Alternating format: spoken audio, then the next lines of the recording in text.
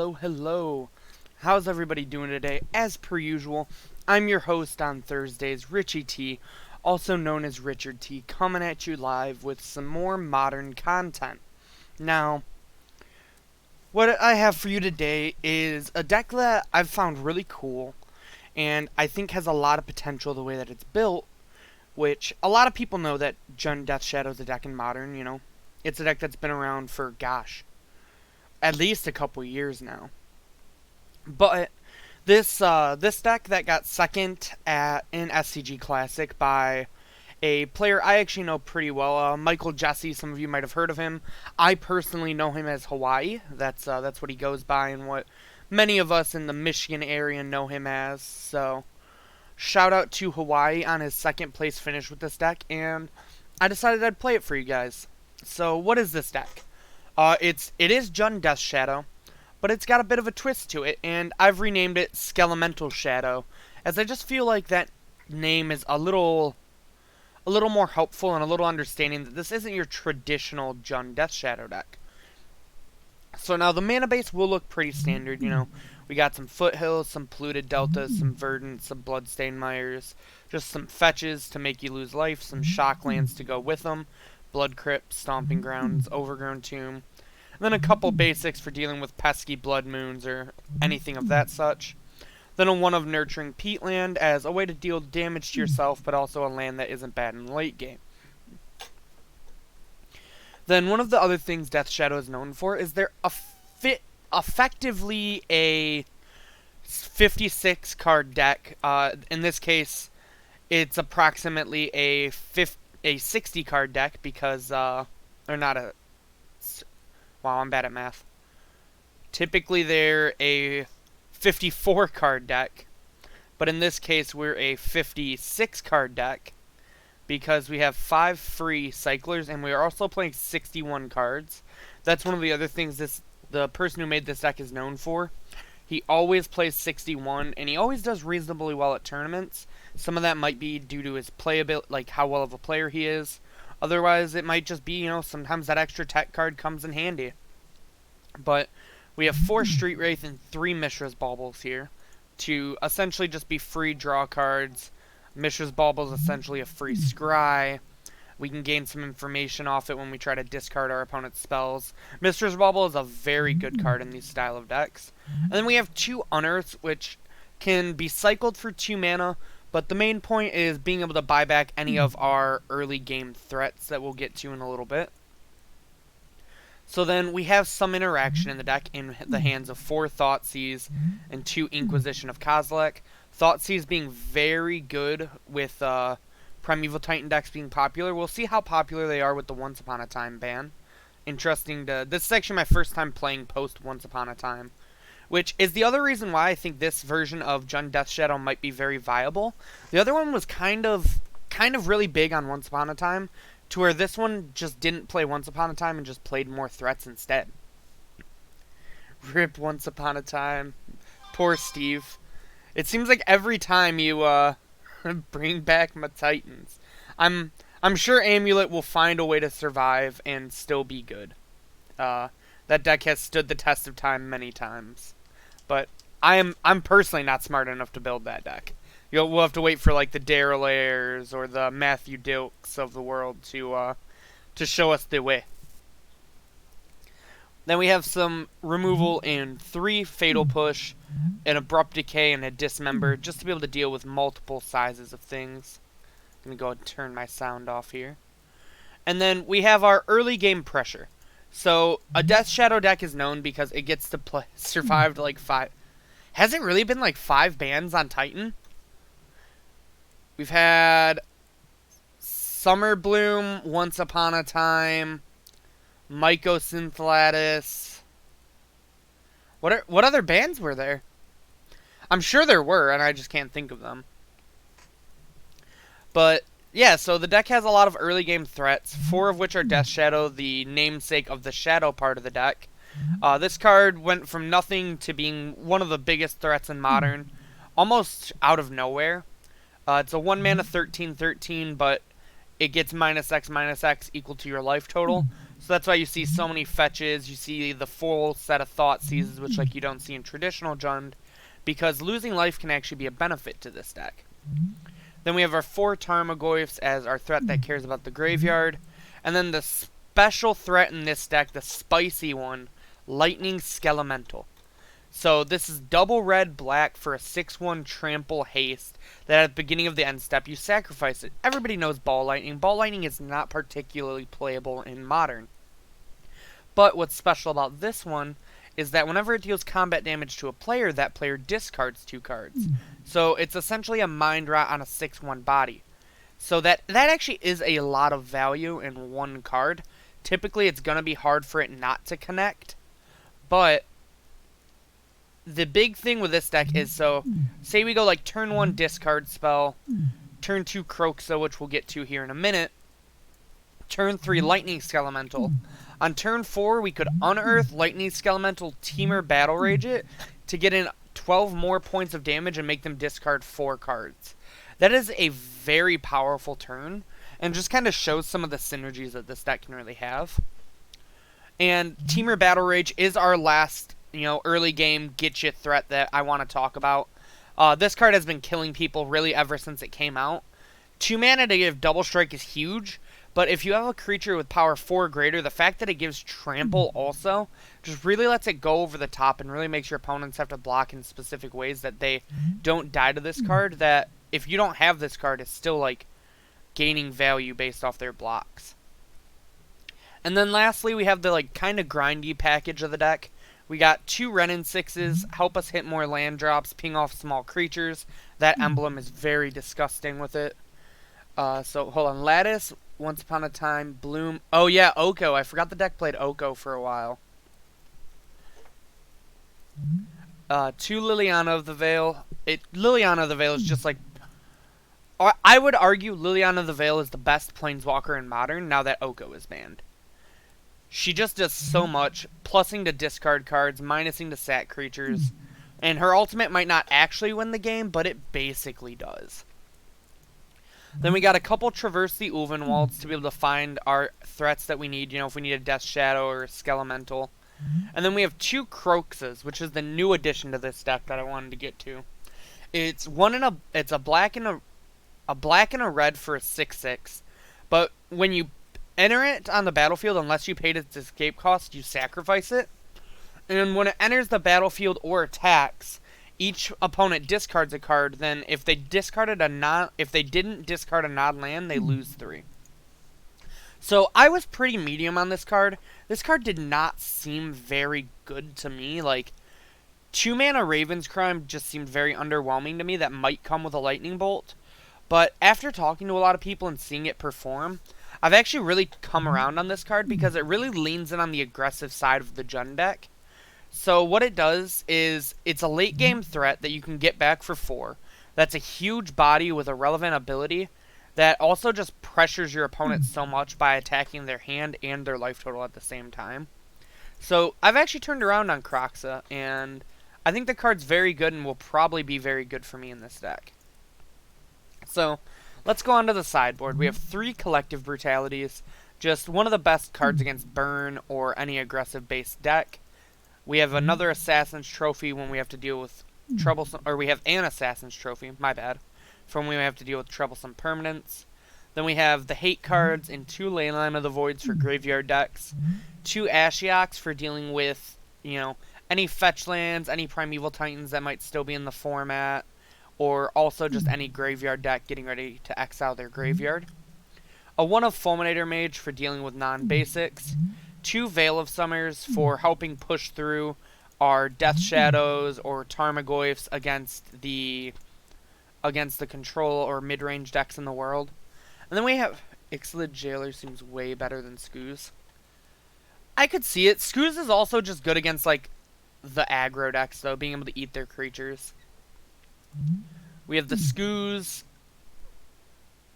Vraska's probably nonsense as well. I know the person who's made this deck has had, like, a lot of good plays with Vraska. But I'm also, like, I was kind of, like, iffy on it when he first told me about it as well. We're going to see how it works, though. The Tireless Tracker to help grind. the Vraska to help grind and also be an extra Abrupt Decay. And then the one of Hazara as really just a threat that can't be dealt with. Indestructible is not easy for mid-range decks like Jund to deal with. And it's just a threat that really it's just going to brick wall our opponent and give us a way to kill them with the discard outlet. So that is the 76 that we will be playing with today. But before we get on to the games, as per usual, I want to hop over to momsbasementgames.tcgplayerpro.com to tell you guys to find all of our information here. So if you're on YouTube, check down in that description box below where you can find all the links that I'm going to be talking about, but also try to tune in live on our Twitch sometimes to interact with us much like how Sir Bear or Krukar is doing. On top of that, if you're looking to find us on any forms of social media, you can find us on Facebook at Mom's Basement Games. Give us a like. You can follow us on Twitter at Mom's Basement MTG. Or after this stream, you can hop over to our YouTube page where you can find the best standard, modern, legacy, vintage, commander, pauper, pioneer, cube, and draft content. Wow, I cannot talk today. On top of that, if you're looking for other forms of social media to find us on, you can find me on Twitter at RichardTMTG. I talk magic, memes, music, League of Legends, Legends of Runeterra. Anything else you want to talk about, feel free to hit me up. I'm always willing to chat. You can also find us on Instagram at Mom's Basement Games, or you can find me on Instagram at RichieT2196. And with that, how about we hop on into the league, shall we? Yeah, I remember Hawaii, he got really big on Vraska Golgari Queen back when Phoenix was legal. I remember he played a one-of in his green-black rock deck. That was actually his 61st card in that list. And it just was a house for him. Alright, what do we got going on here? Well, we can't really cast any of these spells, so I think this hand's supposed to just be a mulligan. Go ahead and mulligan. This hand looks a lot better. We have Fatal Push if we need it on turn 1. Then we have Skelemental, Death Shadow, Unearth. So I think we're going to keep this. And 13. I think we're going to bottom. There's merit to bottoming a land here, but that's also the greedy play. So I think it's either Death Shadow or Unearth. Yeah, I agree. I don't think Unearth always sucks. Like, I think you're thinking about it in like the sense of it being like a traditional Death Shadow deck, to where Unearth is very good with Lightning Skelemental.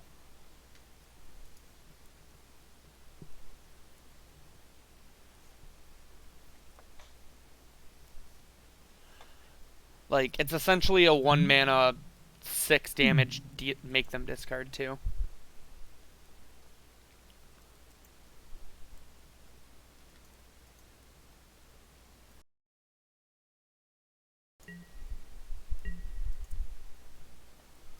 Alright, opponent bottoms, and so we will play this and pass. See what they got going on over there. Verdant Catacombs and pass from the opponent. So we're going to kind of give up what we're doing by shocking this Blood Crypt for no reason. But we kind of got to get our life total low. Ooh, that was a really good draw.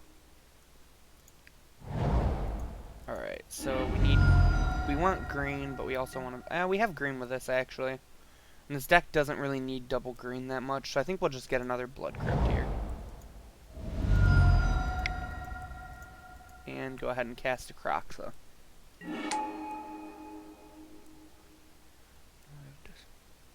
Well, the point is we play the Skelemental on 3, and then we get it back on 4.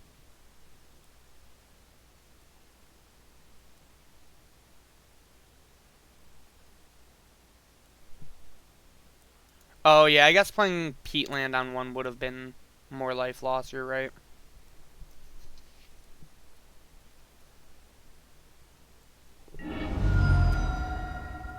They discard a peatland. And we'll pass the turn on to him. Now this is a matchup where Skelemental is really good, but also really awkward in the fact that it's probably not going to get to connect. Because they do play a lot of removal spells.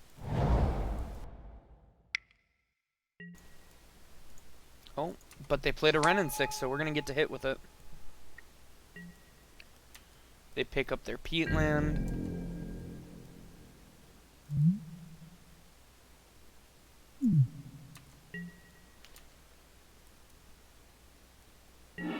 Now the question is, do we kill the Renin 6 here, or do we hit them for 6 and make them discard 2?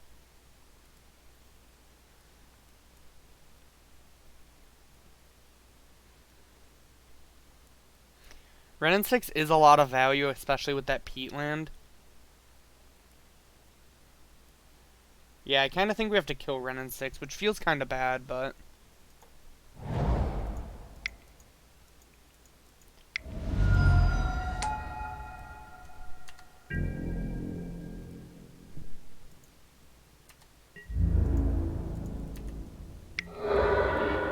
Alright, our hero's downfall resolved.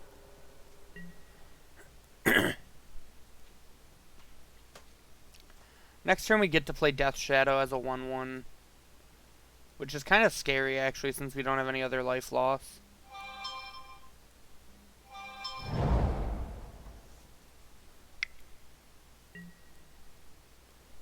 Smallpox. Wonder if they're playing our Junza list.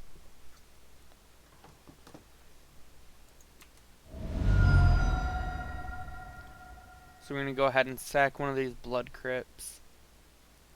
And just discard this Fatal Push, because I don't really see them playing many creatures if they're playing Smallpox.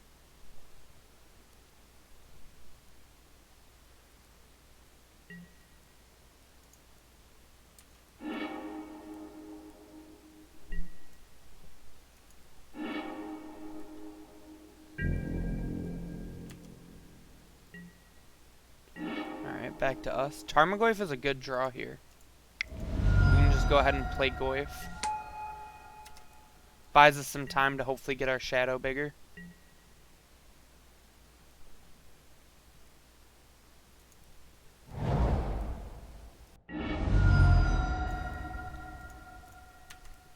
Opponent fetches.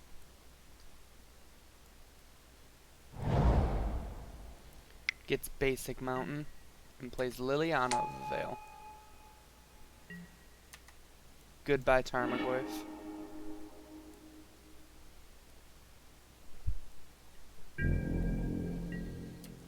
So we're probably going to end up having to discard this Battle Rage.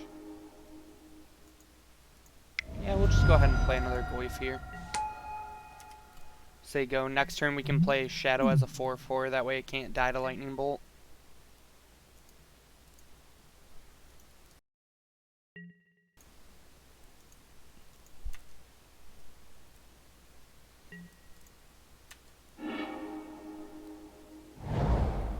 Nurturing Peatland.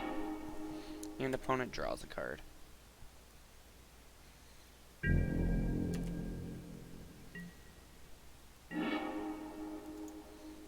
Okay, that's a pretty good draw. We're gonna go ahead and attack the Lily. Lily falls. Let's go ahead and make them discard another card.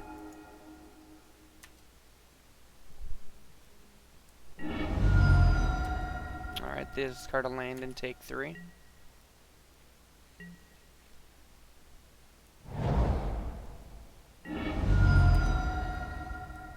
They crack their Bloodstained Mire. I wonder what 4-drop they're going to play.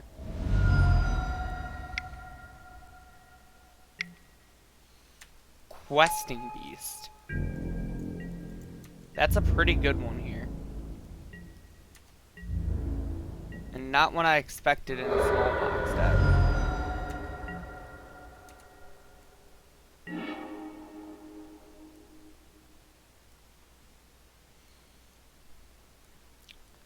So if we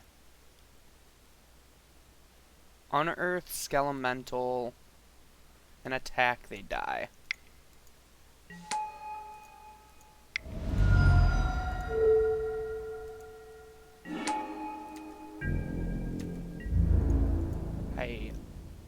Oh, wait. I forgot that Death Shadow had Summoning Sickness. Yeah, I agreed. Smallpox plus Questing Beast seems like an interesting choice.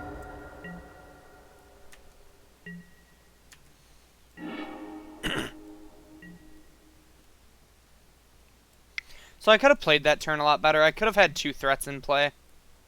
Yeah. Now they're going to get to gain some card advantage. I just for some reason thought our Death Shadow had haste. I don't know why. Been playing a little too much Legends of Runeterra, I suppose.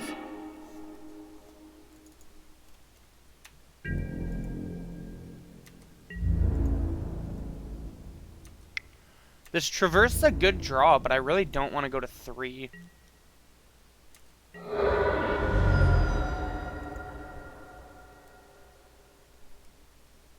Do we actually even have land, creature, instant? We actually don't even have... Oh wait, this is sorcery, right? Yeah. I just don't think it's worth going to 3. Like, it seems pretty likely that one of their 2 cards could be a Lightning Bolt. Seasoned Pyromancer actually seems kind of sweet with Smallpox, though.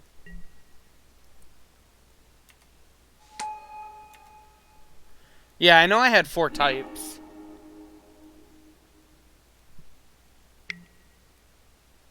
That's rough. It was more I just didn't really want to put myself in a position where I'm dead to Lightning Bolt.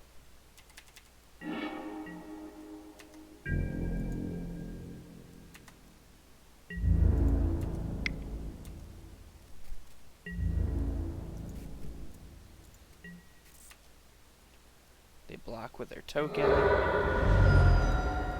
And we'll play another Death Shadow. And say go.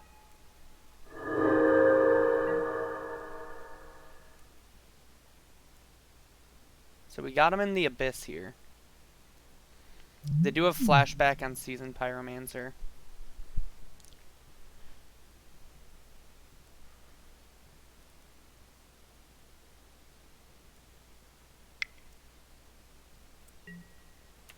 Lily of the Veil. That's a pretty good one.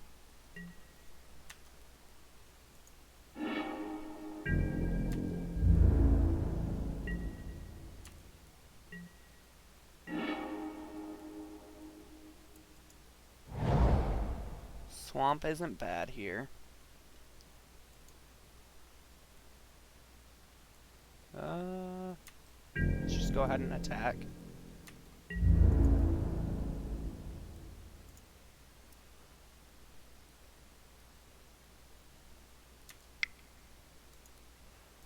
Actually, I think we're supposed to draw a card here, because if we draw a removal spell, we can just kill Seasoned Pyro and kill our opponent.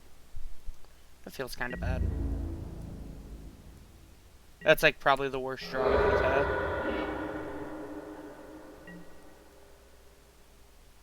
Hey, what up, Moose? Yeah, I'm doing pretty good.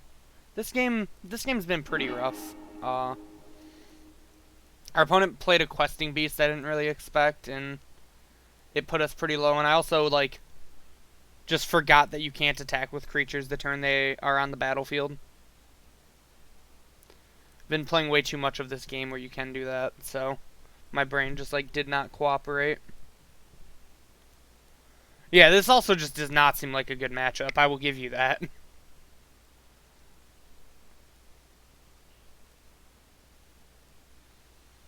I've always felt like the Death Shadow decks are kind of weaker basically the lower threat. Okay. What is our opponent doing? I mean, we're super dead. What?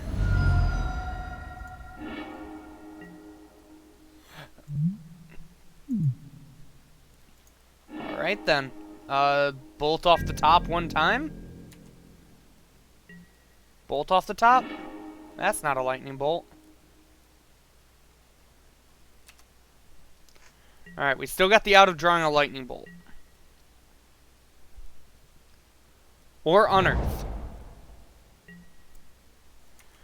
We have our second Unearth in the deck, and we have...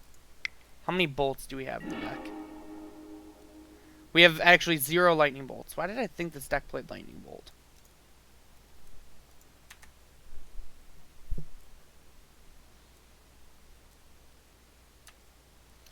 Oh, it's because I was thinking about, Junza. That's where I got lightning bolt from. They're definitely not playing our list. Because their list of Junza is way spicier than ours.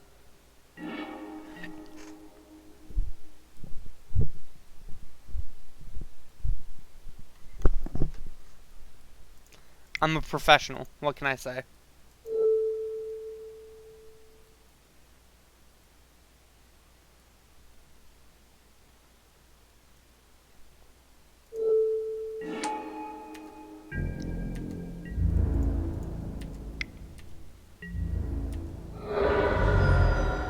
Hey. Hey. Never didn't have it. Alright.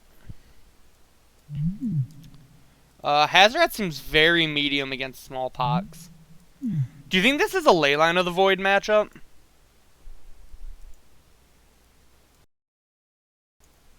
I'm kind of unsure if this is a matchup where we actually want Leyline. Dismember seems weird. Like, it seems good against Questing Beast, but I don't know if it's good against anything else. Tireless Tracker seems good. I also don't know if Ashiok's good here.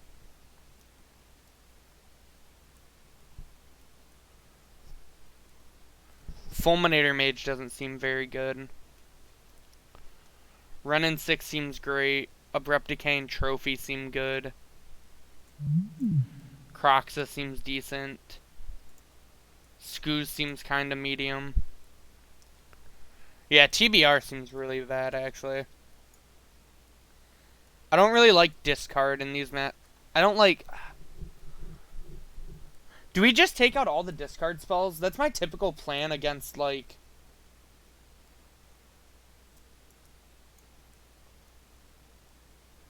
Is Veil good? Smallpox doesn't target, so do we even want Veil? This matchup seems so weird to try to sideboard against. Oh, Fatal Push seems really bad in this matchup. I wasn't sure if we wanted Veil. Well, I guess like we have to assume they have like actual discard spells.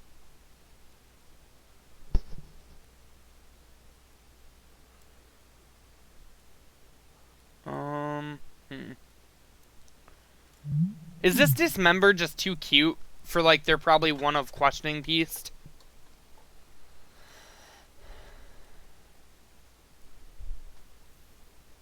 Yeah, I knew it stops Lily Sacks. I think these Ashioks might be too cute. I think this Dismember might be too cute.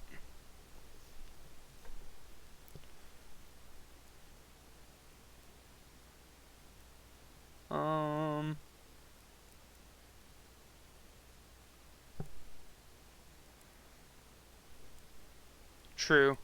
Then we can always trim, like, a Bauble and a Street Wraith. Oh, wait. I forgot we played a 61 card deck.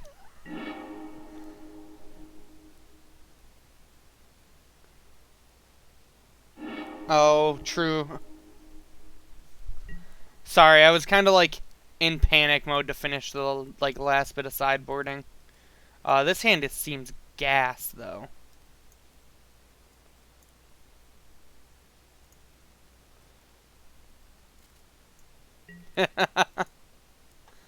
I see you, opponent.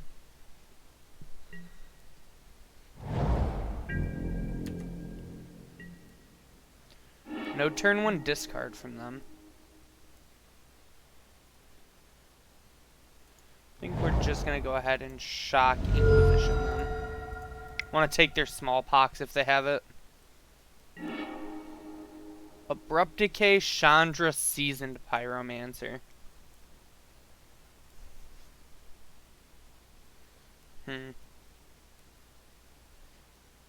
The Chandra seems kind of medium without their graveyard.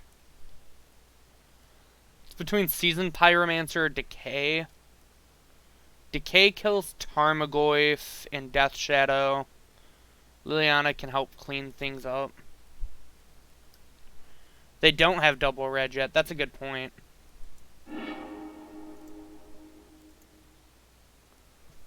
And we'll go ahead and pass.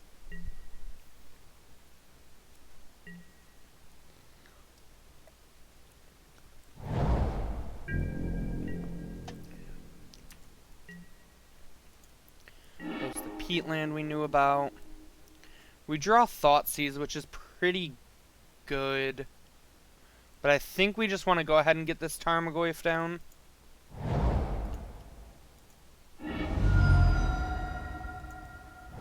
Shock in a Blood Crypt. Play the old Goyferino. Say go.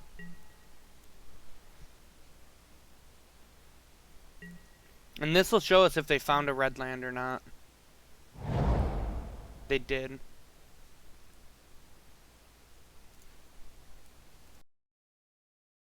Now the question is, which one do they play? Oh, actually, the Chandra's better than I thought, because we can't block 1/1s with Tarmogoyf. That's actually pretty funny.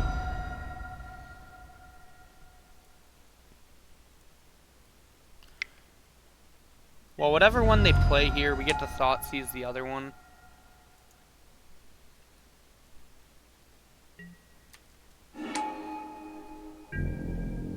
We get to Thoughtseize Death Shadow next turn.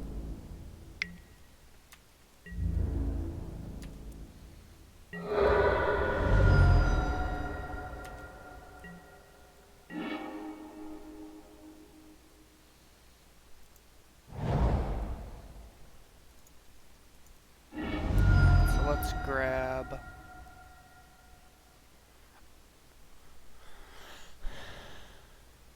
let's just... shock.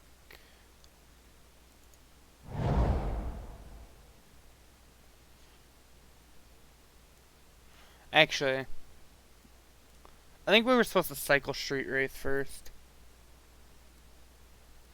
Yeah, I realized how bad Goyf is with double leyline, like, after doing it.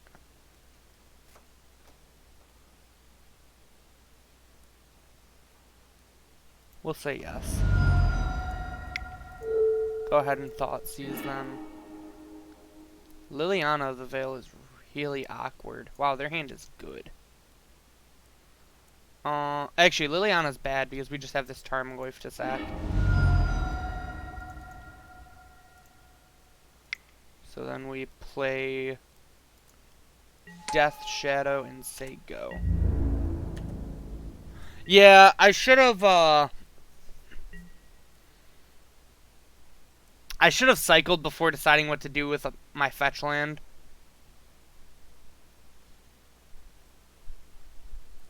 My thought was we might just actually cast the Street Wraith, because it's like actually a decent threat in these matchups.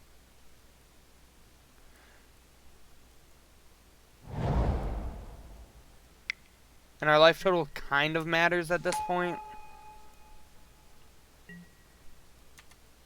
That's fine, we'll just sack this Tarmogoyf.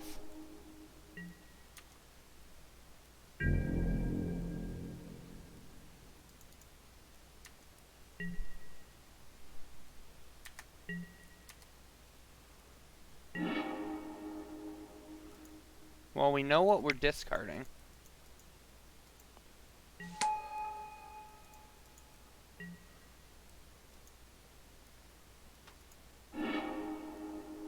They discarded Life from the Loam.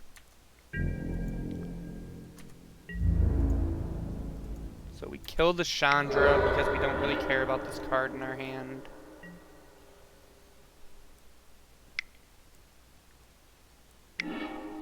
They draw a card.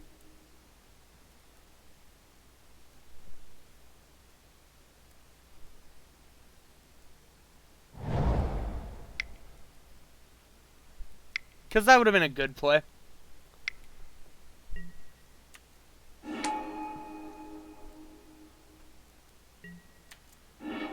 Luckily, we don't get punished for it.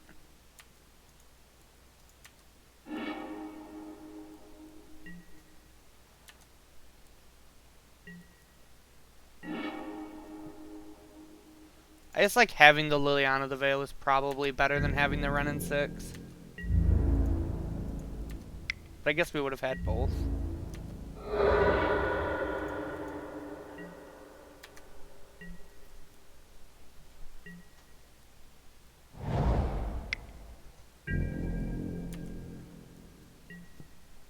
I think we managed to pull this one out.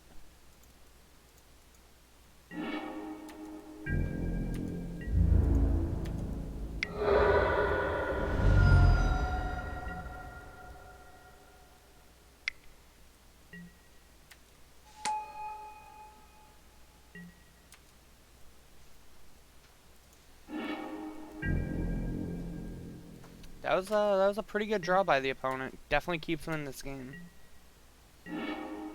That was a good draw by us. I don't think we really want to.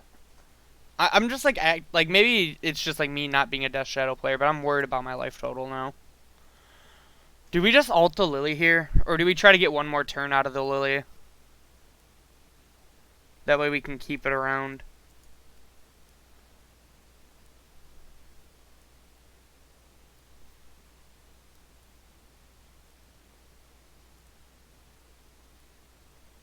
Keep Lily. How did I steal this game?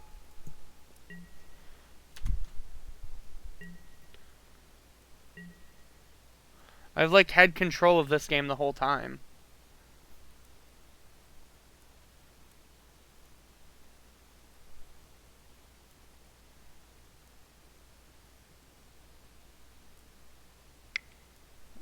True.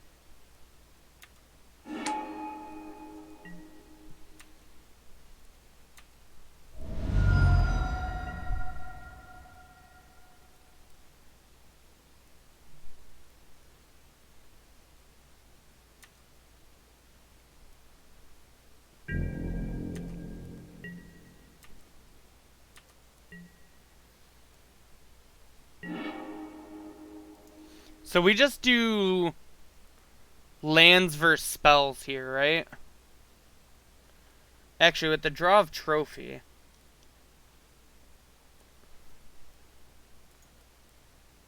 We're definitely alting Lily here, targeting them.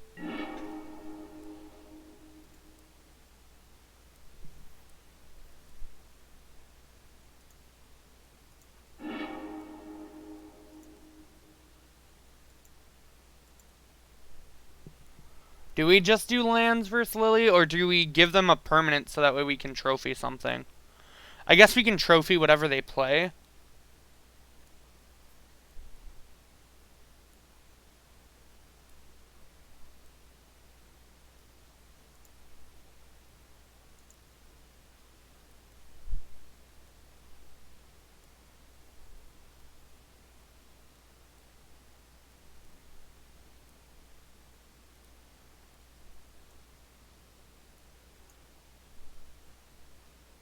I think we just do lands versus permanents here. And we like have Death Shadow, have them on a 1-turn clock with trophy in hand.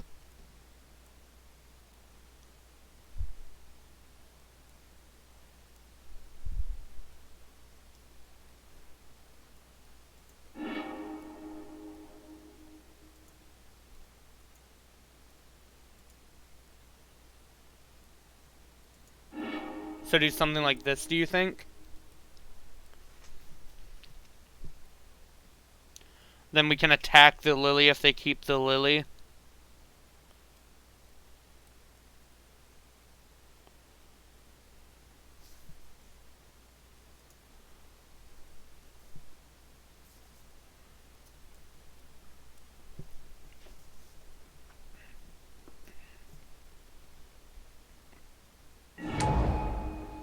They do keep the Lily pile.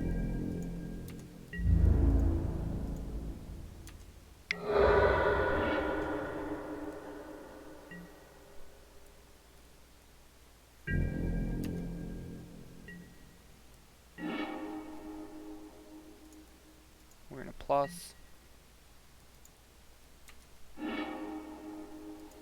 They did draw smallpox too. So good call on that.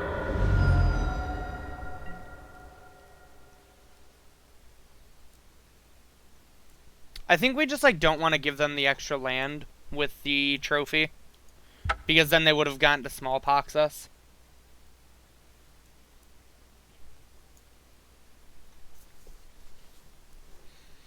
Yeah, we definitely stole that game one though. Like we had no business winning that game one. But this deck is sweet though. I think it feels pretty strong too.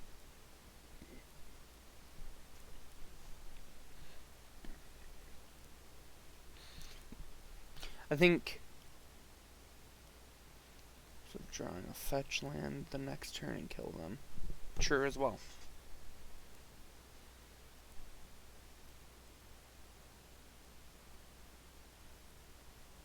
Yeah, keeping the Lily pile seemed kind of sketch by them.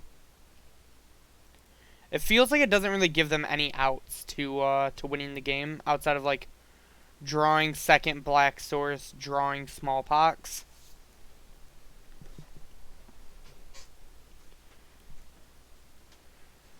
So I think that might have been a little bit of a mistake by them. But I mean, we also made plenty of mistakes, so I'm not really one to judge. Gotta get back in the mid-range mind sense. GLHF opponent. Yeah. We have Crocs as our threat if we draw another land. We have discard, early interaction. This hand's a keep. Titan decks just replace Once Upon a Time with like explorers and stuff. Make more ramp and card draw again. It sort of does the same thing, but making us hit more / extra lands. Explore seems like a really good initial thought, but I also just think like I think Titan might just need a secondary win con now.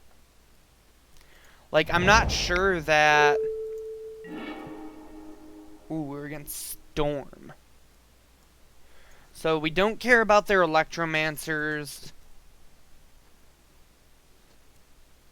They actually can't even cast their Electromancers or their Manamorphose here, but they'll find lands. So the options are between Opt, Manamorphose, and Sleight of Hand here. Opt and Sleight of Hand are basically the same card, so I think we take the Manamorphose. Just off the fact that it's, you know, the only unique card in their hand.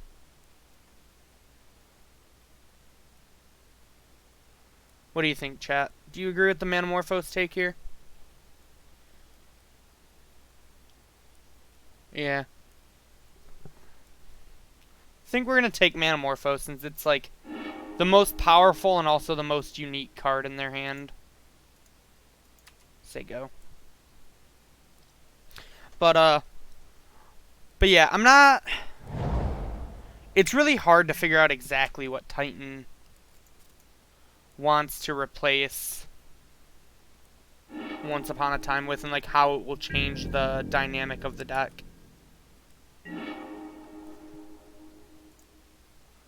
Alright, so we're gonna go ahead and bauble ourselves, because that can decide if we want to fetch or not.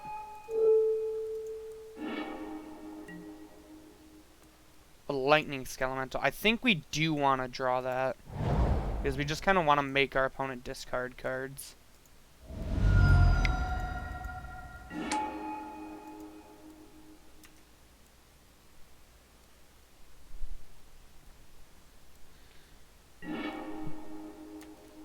Oh, that's actually a fair point. Maybe you just go back to Ancient Stirrings.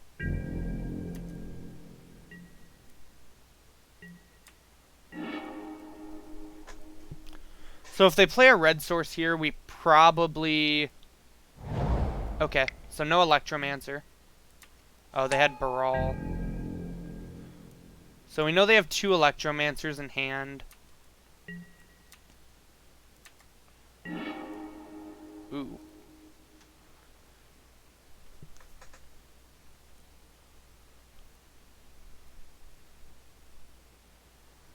I think we have to leave up. The Stomping Ground's kind of awkward because we really need triple... Oh, wait, no, we don't. We don't need triple black here. So we play this. We fetch. Shock of Blood Crypt. We dismember the Baral. Play Death Shadow, say go.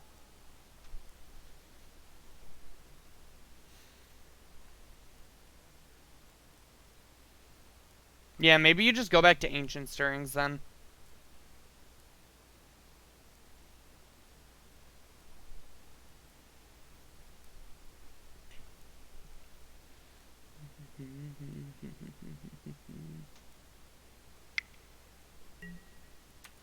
Sleight of hand from the opponent.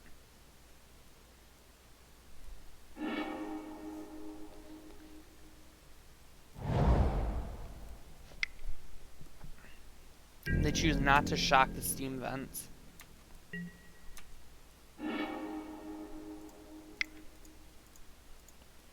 Alright, let's get our Skelemental on.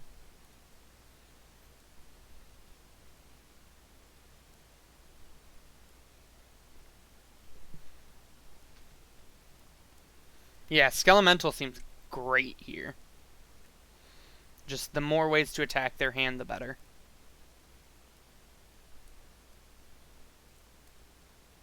Oh, I actually made a mistake here. That was really bad. I actually don't think we're supposed to just jam Skelemental here. I think we're supposed to Kroxa and hold up Fatal Push.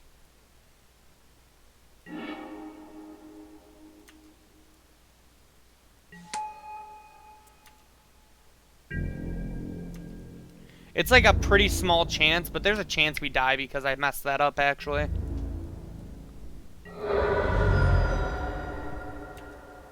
You think the Skelemental play was correct? I just don't like the idea of letting them have an Electromancer for a while.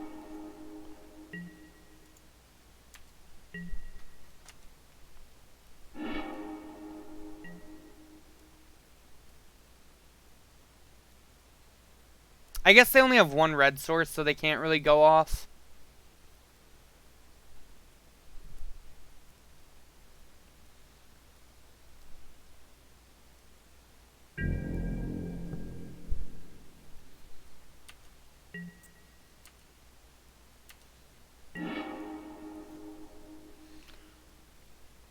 So now we just get to get back Kroxa.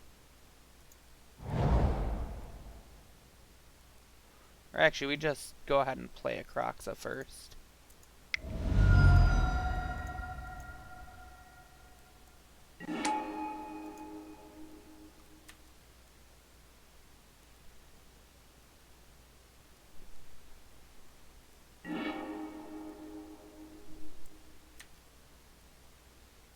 Discard a Past in Flames.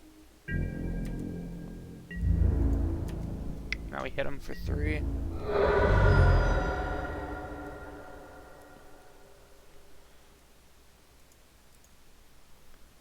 Next turn we get back a Kroxa, hit him for 4.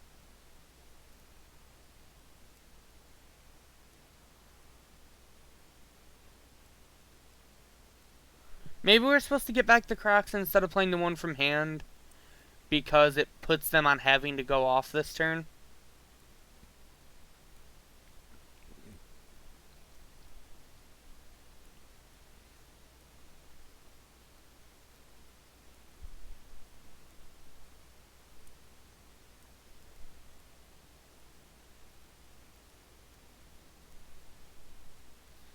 Opponent's in the tank here, probably trying to figure out if they can go off or not.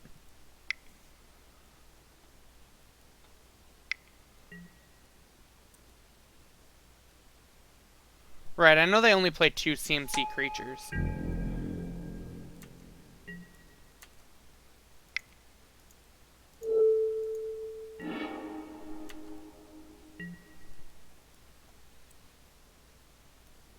Six, 7.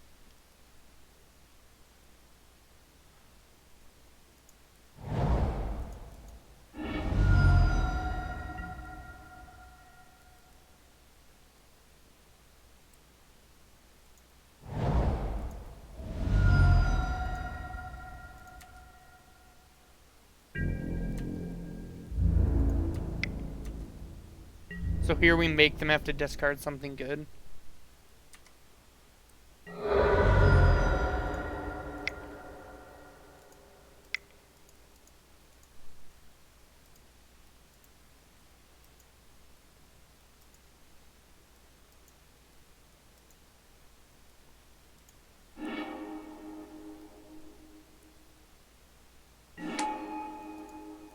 Get back Croxa.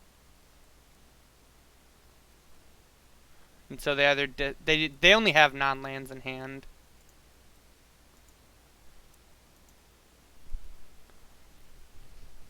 Yeah, I can't really see how they come back from all of this.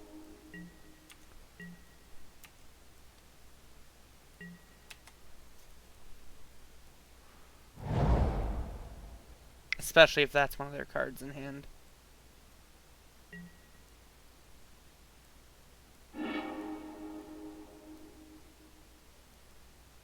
Alright, we get game 1.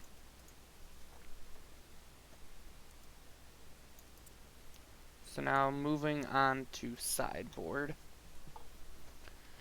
Hazoret and Vraska don't really seem like where we want to be.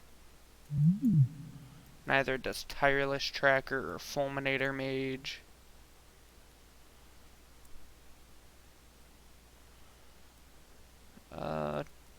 Trophy's kind of... Trophy's good if they have Arya, actually.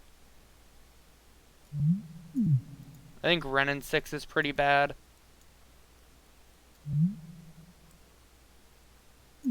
Veil's very good because it counters gifts.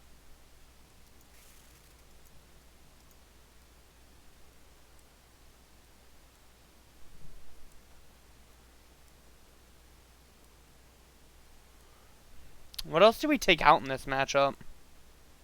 Everything seems good.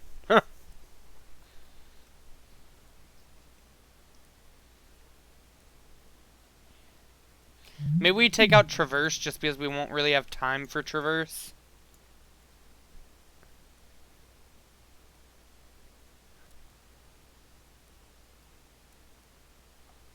I like Ashiok because it gets rid of their graveyards and stops gifts and givens.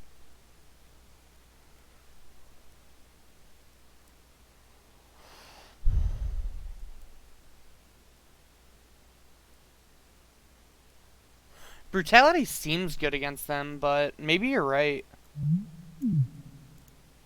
Maybe Brutality is just like one of our weaker cards. Because it doesn't kill Baral, it only kills Electromancer. Oh.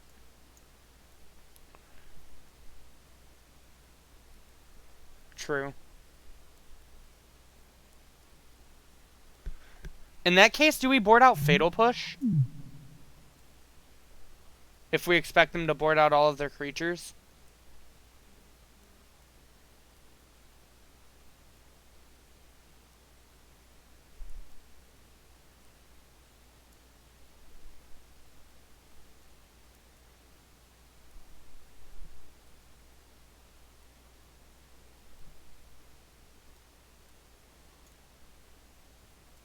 Can always just like trim a couple of our cantrips too.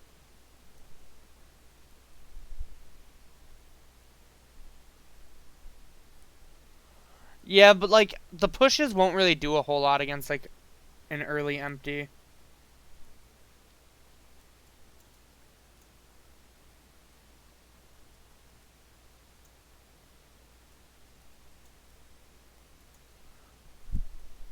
I just literally don't have time to think anymore. Hopefully we actually got to sideboard. Alright, we did. Cool. I really like Leyline against Storm.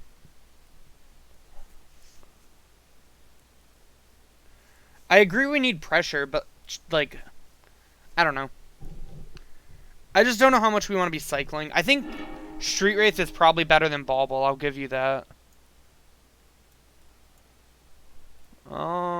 What does this hand do? 18, 16. I actually think this hand might be a mulligan. I agree it's really bad when not in your opener. You think we keep this? Alright, I'll trust. It seems on the weaker side to me.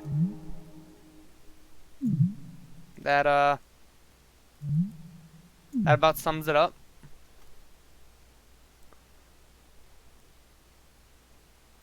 Alright, so let's go ahead and bauble our opponent. Actually, let's cycle Street Wraith.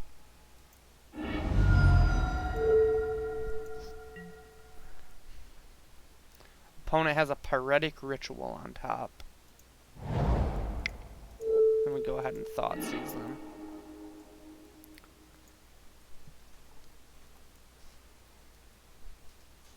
We just take the empty here, right? We know they're drawing a ritual. And they're like forever away from this Past in Flames. So if we just take the empty, they have like no pressure. Yeah, I agree.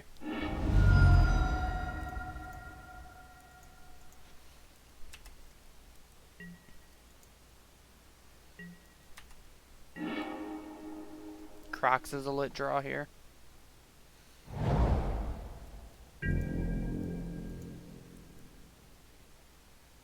We know their whole hand. Let's shock this in. Play Croxa. Yeah, I definitely agree. Like, I didn't want them to be able to empty us.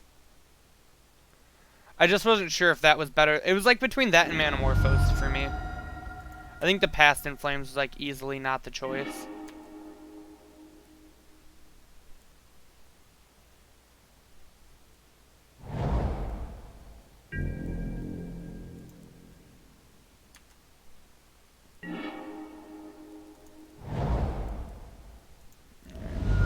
Shock here. Play a Tarmogoyf. I want to hold up Veil of Summer from now on because of Gifts Ungiven.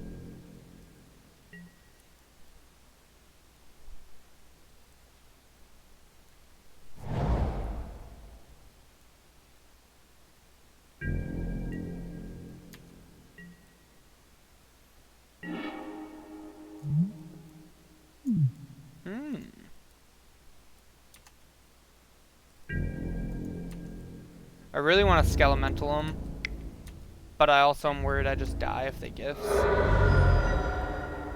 So, we're going to play it safe for a turn.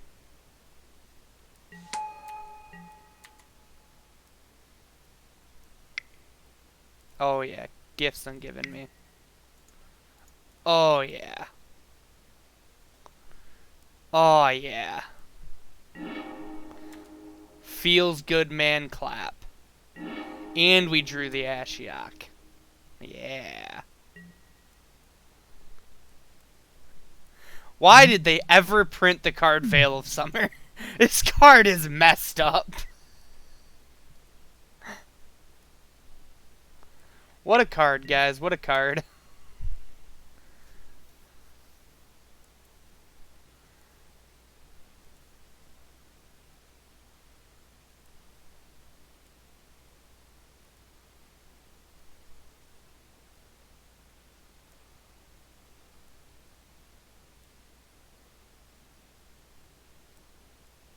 We don't even lose anything when we Ashiok our opponent.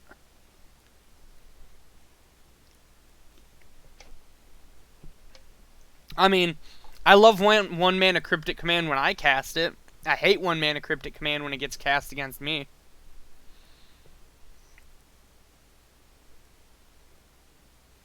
Dude, Skelemental's the nut, though. You think so? We already have enough cards in Graveyard for Kroxa.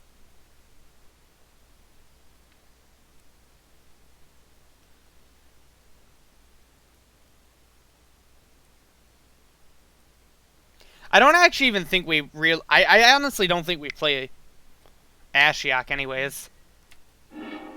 Oh, did they draw an empty?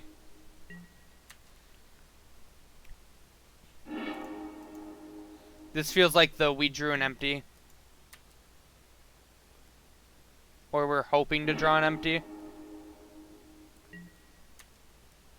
Okay, they did not draw an empty. I mean, we just kill him with Lightning Skelemental is the actual answer.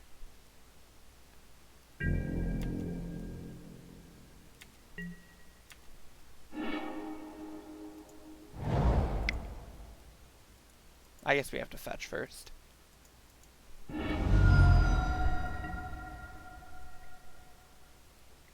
Look, I forgot. I knew we were drawing the land. Like the professional that I am, I knew we were going to draw the land.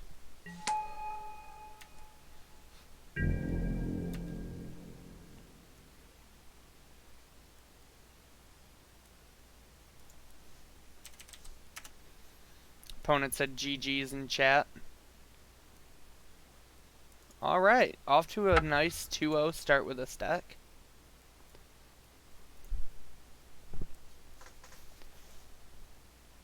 This deck's kind of lit, though.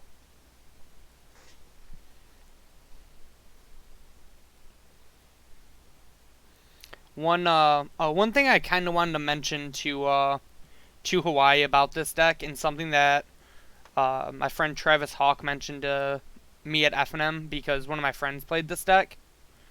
We actually thought that like a 1-of Murderous Rider might be pretty solid in the deck, but as like a traverse target, but there is only 2 traverses in the deck. So maybe it's just like too cute for not like having a many number of traverse Uvenwalds. What do you think, chat? What do you think about a Murderous Rider in the main? GLHF opponent. Alright, so this is the type of hand that really, like, decides what type of player you are. Is whether or not you keep this hand, your opponent mulligan to 6, you're on the draw with double Street Wraith.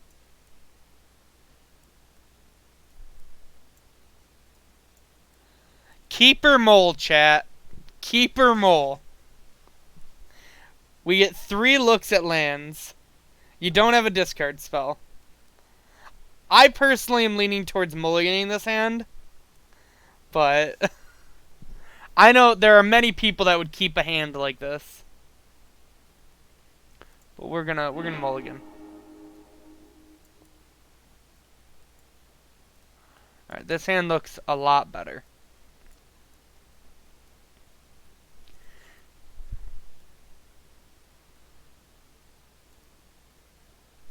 Do we bottom a Death Shadow or a TBR here? I kind of think we bottom Temur Battle Rage. Because like playing a second Death Shadow is like the same thing. And I think we want like our push as interaction, and I think we want Lily. Maybe we bottom Lily just because Lily's the thing that we're the furthest from. I could buy that. I could buy bottoming Lily.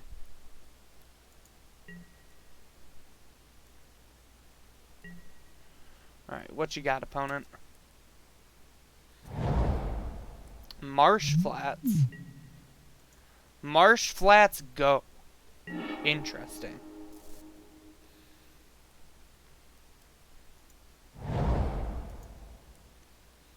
We're actually going to cycle first. The reasoning to cycle first is that I want to draw a land, so I want there to be more lands in my deck. Inquisition.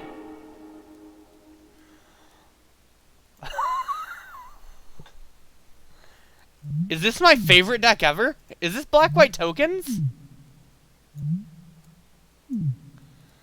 God, I hope this is black-white tokens. We have to take the Bitter Blossom here, because we're never beating a Bitter Blossom. Why do you think I should have fetched a Tomb? Oh, because of Traverse the Ovenwald? That's fair.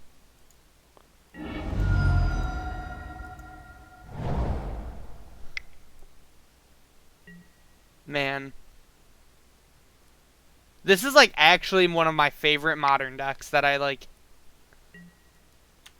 Oh, they drew the Inquisition. That's pretty good for them. They probably take her Thoughtseize here.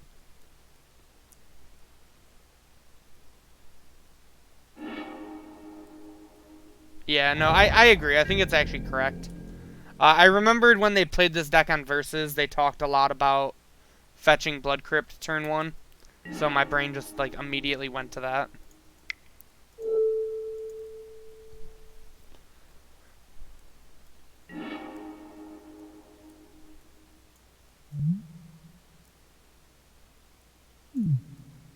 Just take the Kaya's Guile here. Leave them with Path God the Shrine. So this is when we get to see if they're Mardu or if they're black-white tokens. Oh yeah, they're black-white tokens. Heck yeah.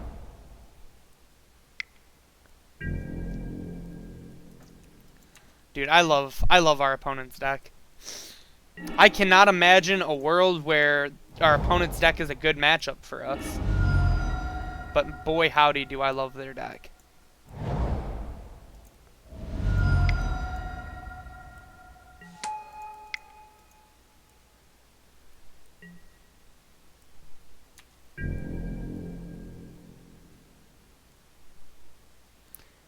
I mean, in the dark... Yeah. Yeah.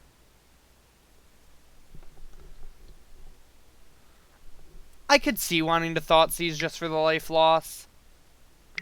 My thought was that we would get to Thoughtseize the next turn.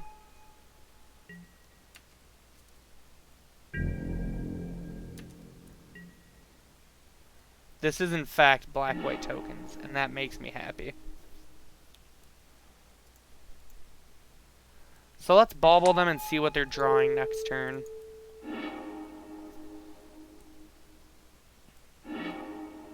They're drawing a Fatal Push.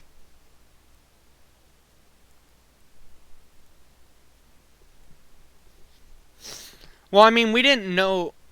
Oh, fair. I mean, they could have been a Death Shadow deck.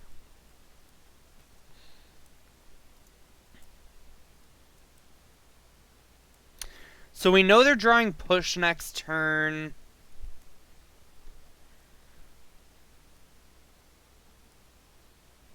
Do we just kill the token, or do we just not care?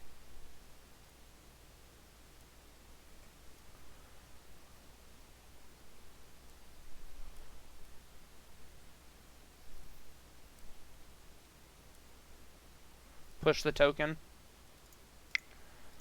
I wasn't entirely sure, honestly, if it was, like, worth using the push right now. Because we definitely have to kill Soren, and we're definitely getting in at them for 3. Draw a card off Bauble. It's a medium draw. The card that would be nuts for us to draw is the Run-in 6. I mean, it's not so much like, what are we gonna push? It's just like, is pushing worth 3 damage?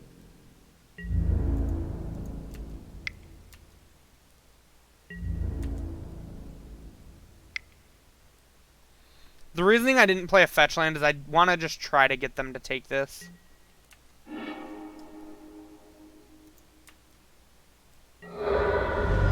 Yep. So he just kind of got in some free damage there.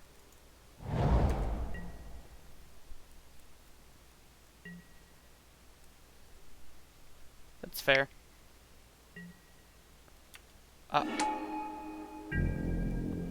Well, guys, I think we lost. Lingering Souls is a hell of a card.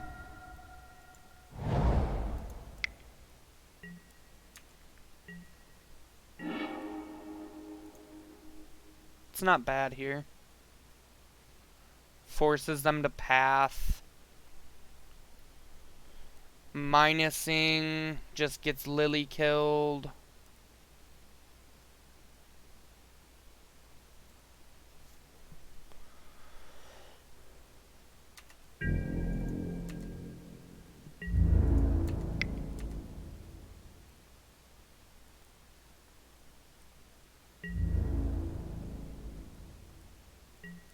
Deal.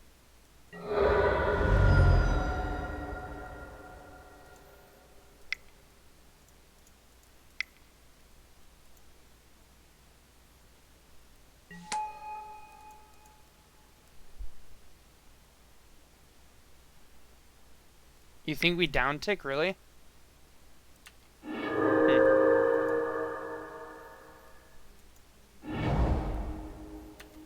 I don't actually know if I agree with the downtick, because then they just get to flashback Lingering Souls, and we really don't have a good way to deal with that. This way we get to pressure their hand between, like this Stoneforge and the Lingering Souls flashback.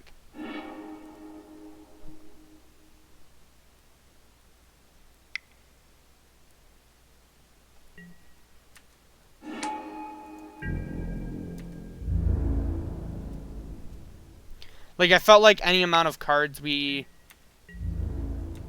any card they draw is worth trying to get them to play over, like, just using the Lily to get rid of one token.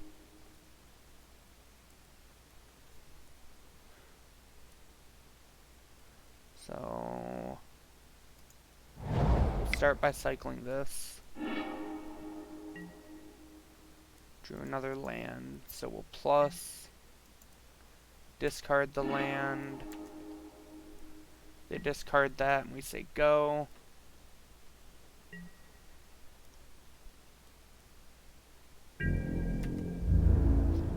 Our Lily goes down here, I assume.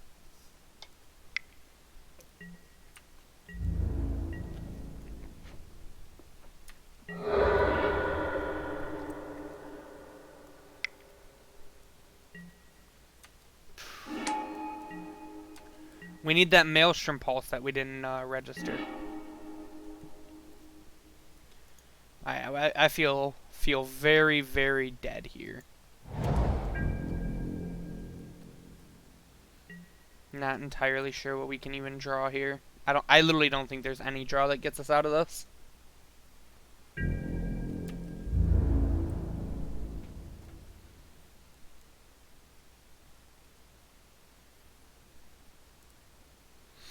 I didn't think about like Stoneforge Mystic and black-white tokens actually.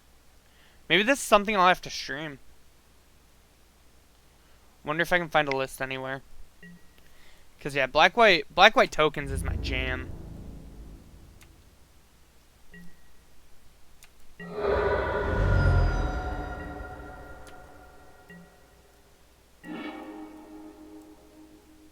Traverse is a pretty good draw here.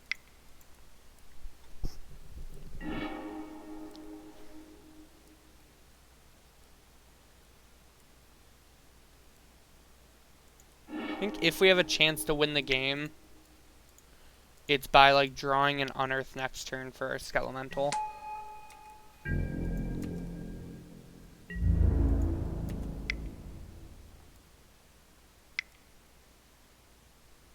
Oh wow. Did they really draw Batterskull? Wow, yeah. Alright, GG's opponent. Alright, so black-white tokens. Huh.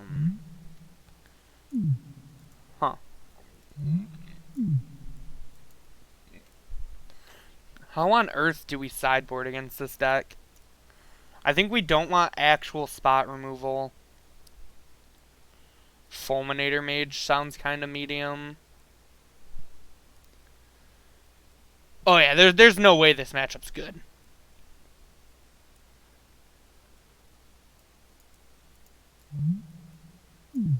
Brutality seems awful. Fatal Push is awful. Veil of Summer seems alright.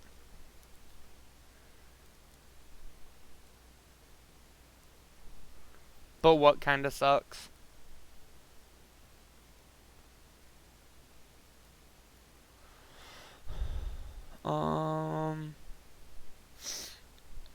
Yeah, I agree. Leyline's probably too narrow. Lily seems pretty bad.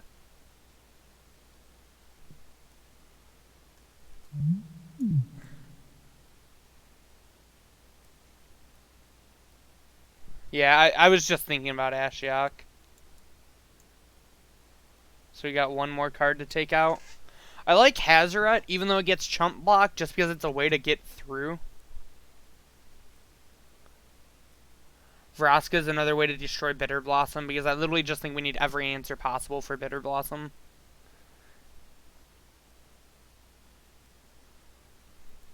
Yeah, I was thinking Skoo's more to eat like Lingering Souls, but that might be just too narrow.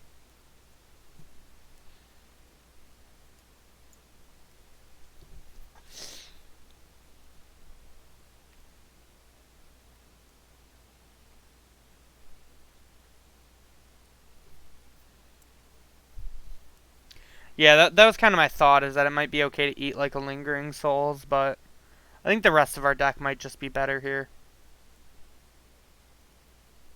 It looks okay. I would not say it looks good. I don't think any configuration of our deck could look good in this matchup.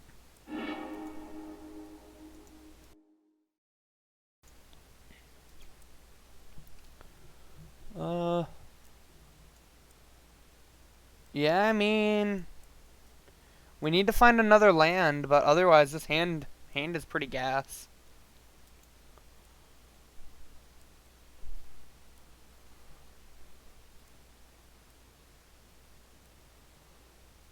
Well, I did not play this card when I played this deck, so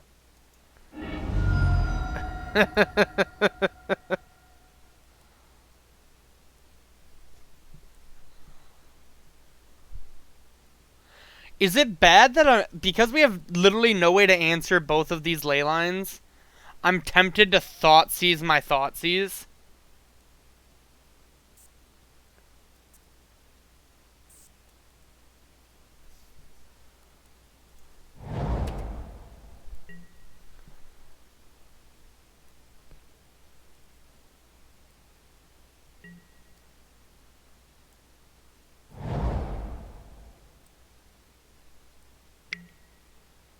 Yeah.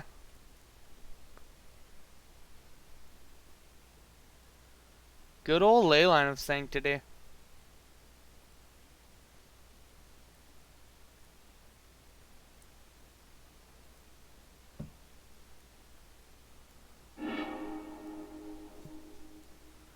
They chose to take our Unearth.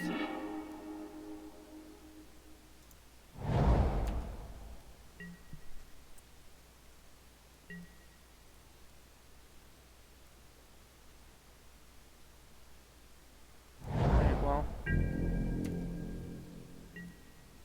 We get to do the thing. Ooh, we get to really do the thing.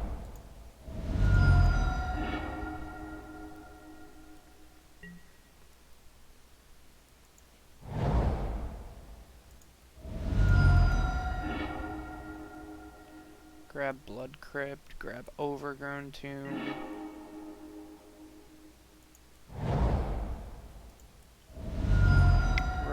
Red, black, Skelemental.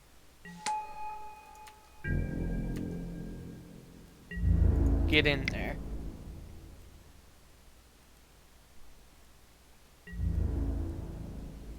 Oh, Skelemental hit. Alright, that's good for us. They discard Lingering Souls and Godless Shrine. Oh. Oh, Lingering Souls.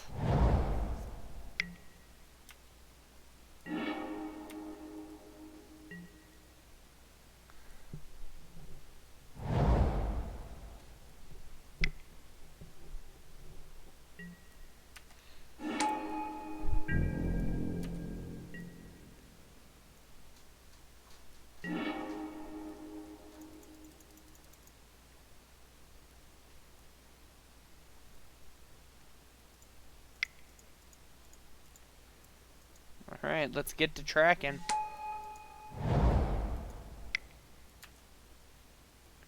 If we've ever had a chance to win this game, or to, like, take a game on this deck, I think we're at it.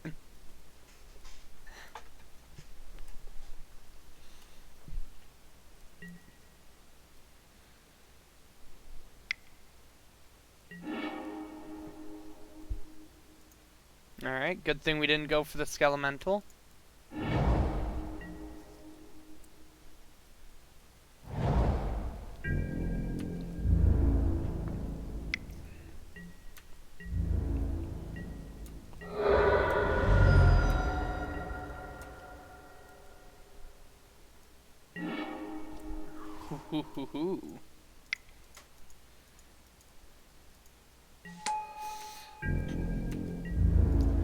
Who's the beatdown? We're the beatdown.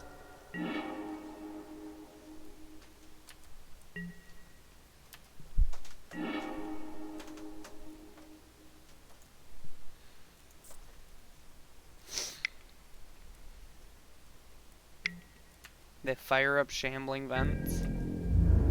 Alright, come on. Let us draw our one of other Unearth in the deck.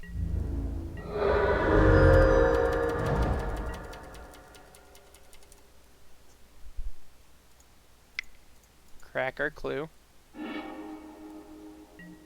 That does it too.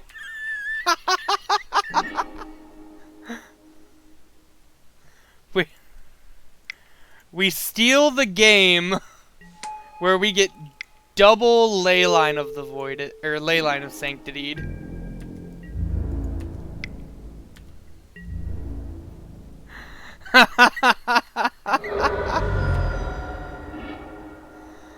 Alright, and we're going to a game 3 against the black-white tokens.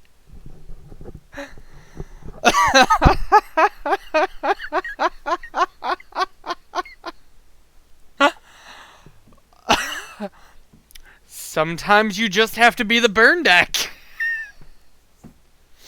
Alright, do we want to change anything for game 3? Man, that was great.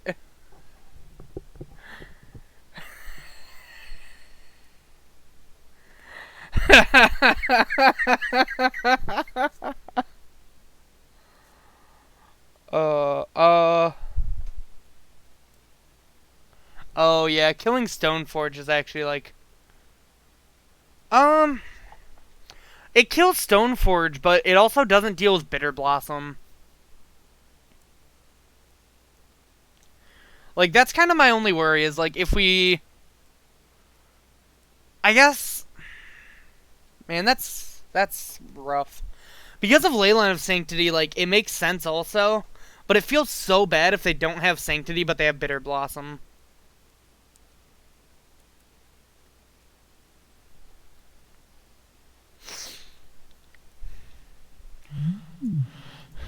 I'm kind of thinking about this Fulminator Mage since we did see Manlands.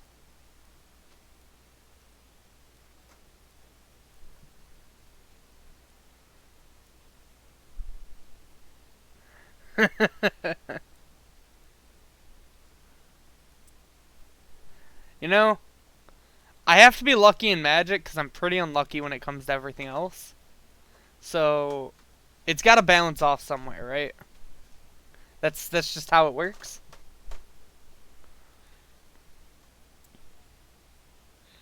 Nah, I think we just run it.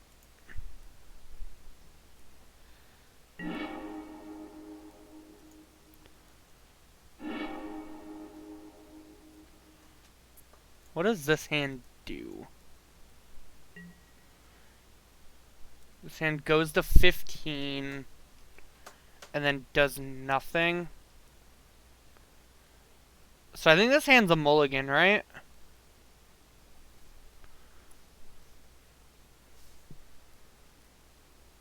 They mulligan down to 6. We got 2 draws, but what are we really drawing for here? Like, we're drawing for another land. Like, we need to draw 2 lands in a row.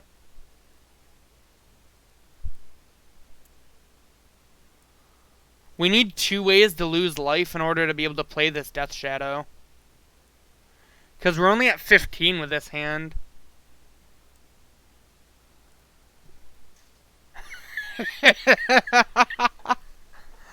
I don't hate that idea. Do we actually do the discard to hand size Unearth Skelemental twice? Is that actually the strat?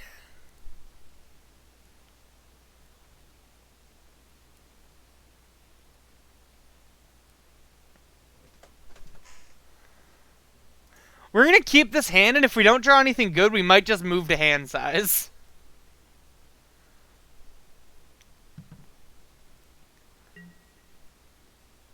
No ley line. Come on, don't discard spell me. Don't do it. Have a heart. Have a heart, opponent. That's not having a heart. Cycle. Alright, that's not the worst draw on the deck.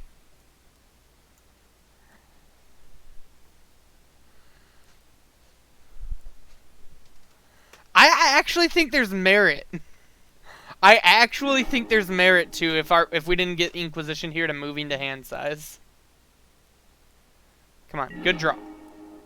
That's a medium draw.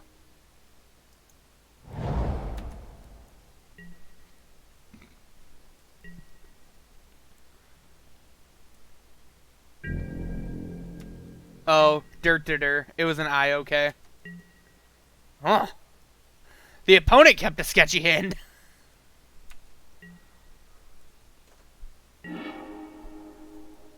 Alright, alright. We're going places, we're going places.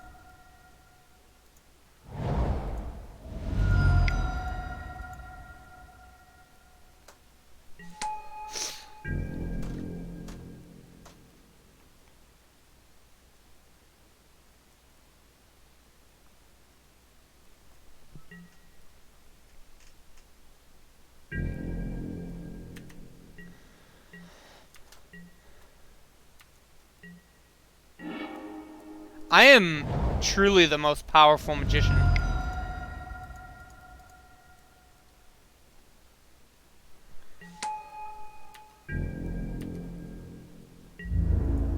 Hiya.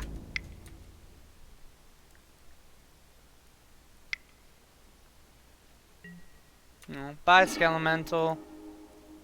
It was nice knowing you, buddy.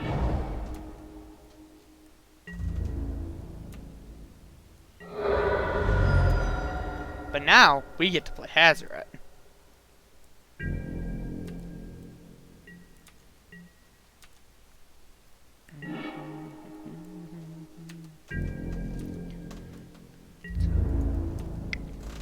About the girl I know.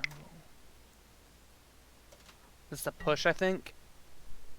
Yep.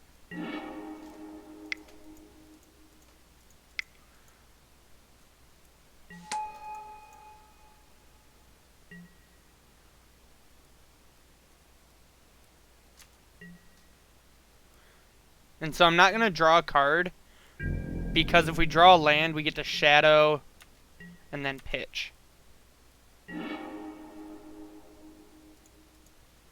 Alright, so we do this. We do this. Oh, I'm dumb. I didn't know what my life was. That's fine. It was all part of the strategy.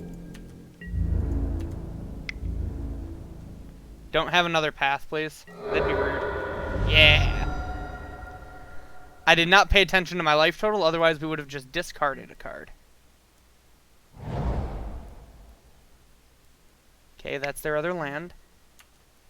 That's their Stoneforge chump blocker.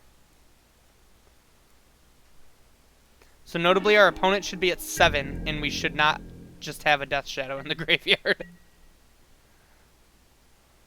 So we draw for turn, we can discard, we can... We're just not going to pop these baubles yet.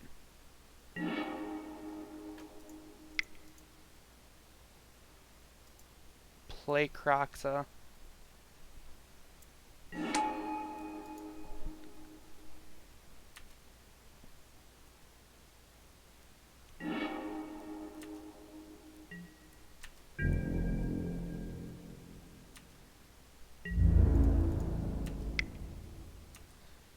Opponent has to block here.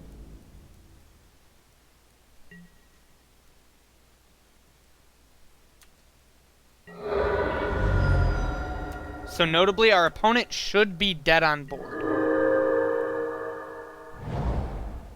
Because we should just, like, have 2 discards to Hazoret. Or, like, they should be at 2 and we have a discard to Hazoret, but I done goofed. Lingering Souls will buy them some turns.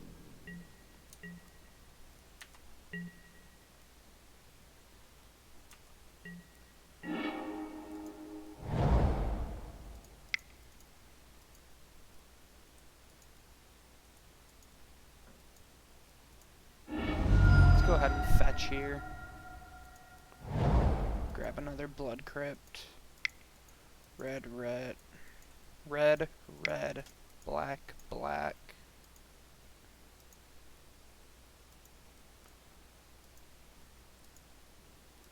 Get back Croxa.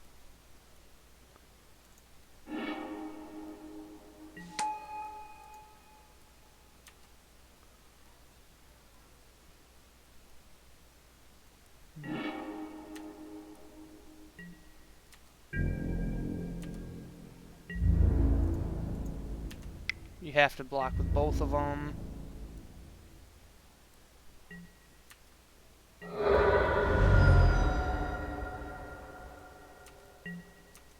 Say go. Now we got him dead in like 100 different ways.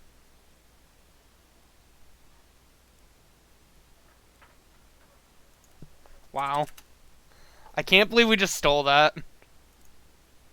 Alright, and we're 3-0 with Skele Shadow.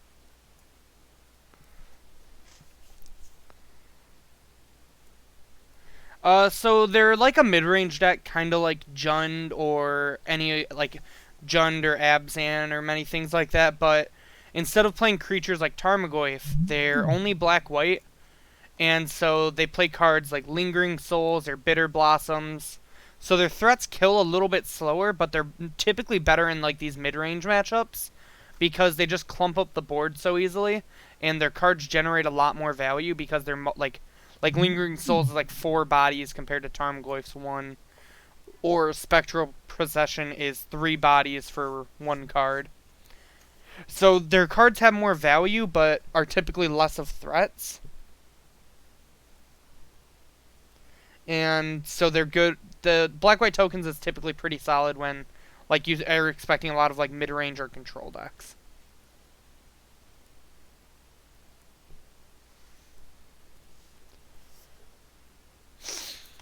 They kind of have lords. They use the 4-mana planeswalkers. Gideon, ally of Zendikar, which makes 2/2s and can also emblem to give your creatures +1/+1. They play... Oh god, what is it? Inspiring Vantage, I think it is. It's a white and a colorless to give all creature tokens +1/+1. And they play the Sorin that we've seen in Game 1, which is black, white, 2 colorless for 4 loyalty.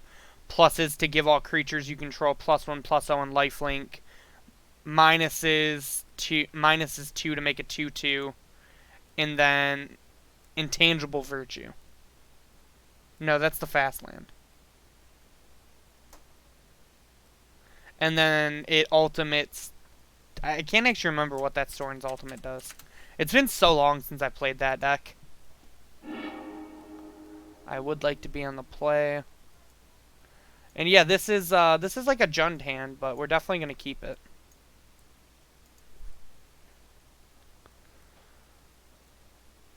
Keep seeing Takali Honor Guard in burn lists. It's because Takali Honor Guard stops Primeval Titans enter the battlefield. Our opponent mulligan down to 6. It also stops humans. Like Takali Honor Guard just stone cold stops humans.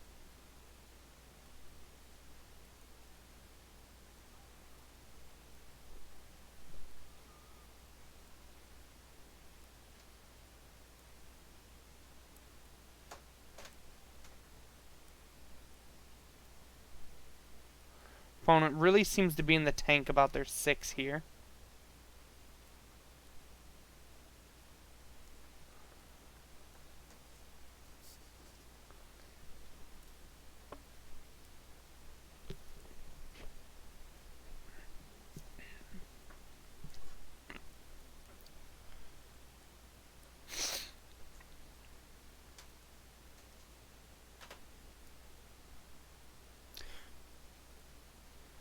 Is Autumn Lily Autumn Burchett?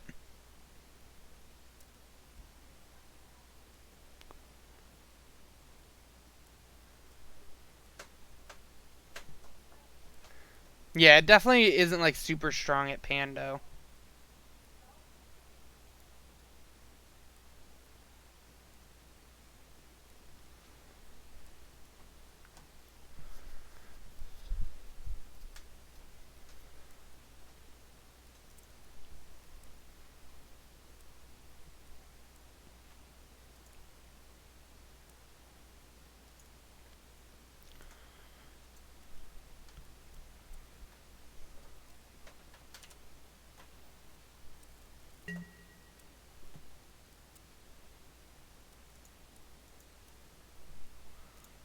Alright, opponent ends up keeping their 6.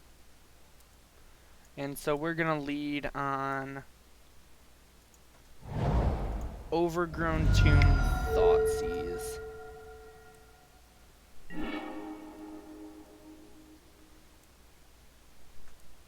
Yeah, Humans is not a cheap deck. What?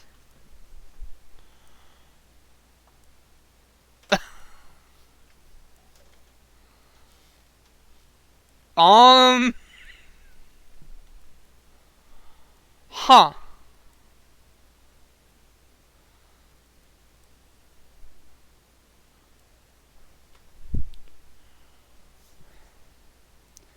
Do we just take the Utopia Sprawl to buy us time?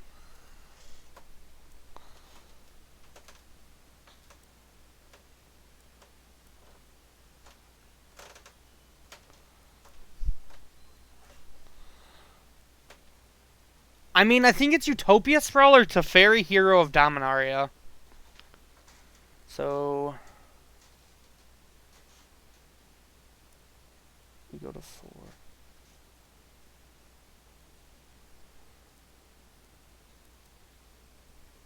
Oh, what do we do? What do we take? I want to just take the Utopia Sprawl. That's like my gut is to normally take their turn 1 play.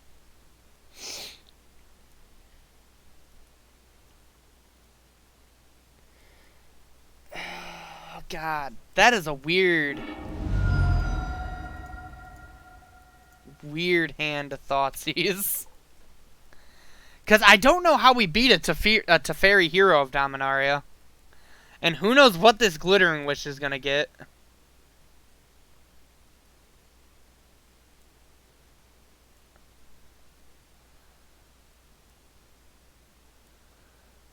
Man, that's a hand.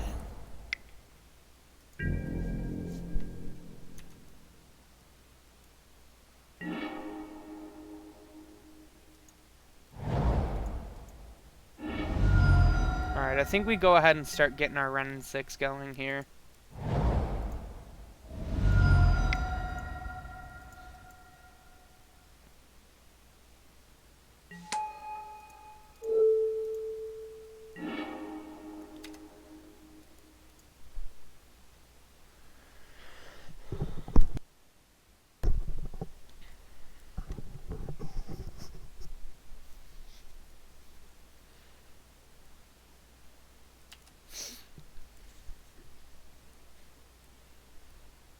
Man, Steve, depending on how Amulet changes, you might have to buy new foils again.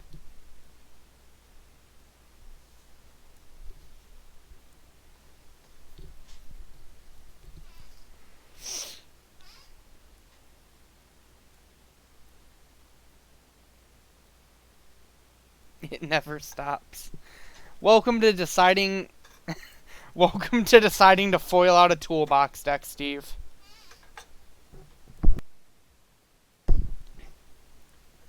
Yeah, it's super fortunate you at least didn't buy those Mox Opals.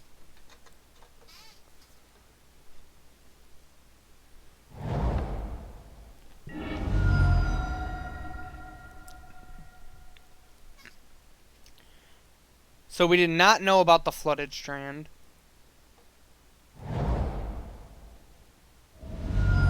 That gets a Godless Shrine to cast a Glittering Wish. That gets an Abrupt Decay. Ooh. Alright, well we can just kind of, you know, put the pedal to the metal here.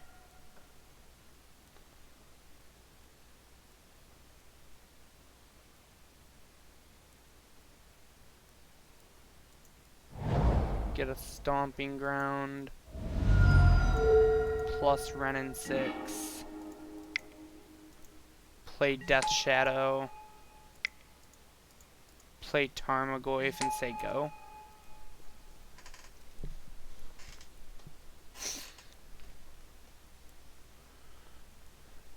Yeah, I'm sure Chris would have, like, helped you out. Everyone at Pando's super cool about stuff like that.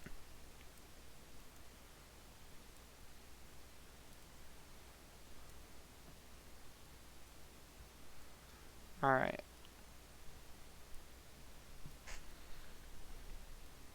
Let's see what our opponent has up their sleeve now.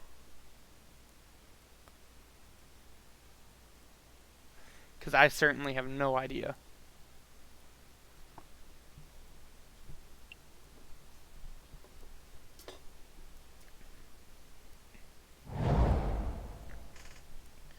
They play the Tranquil Thicket.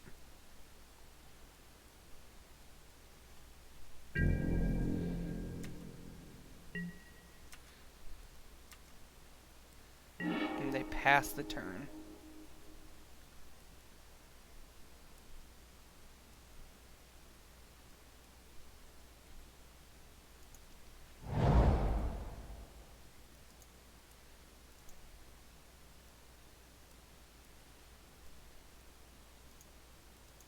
So we'll go to combat.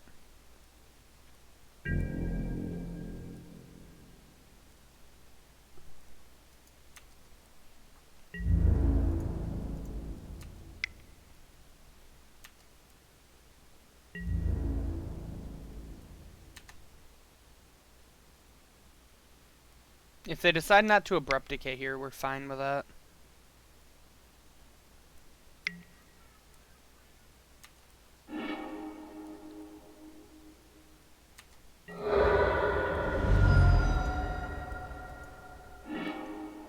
We'll now fetch a Blood Crypt tapped. Pick back up our Bloodstained Mire.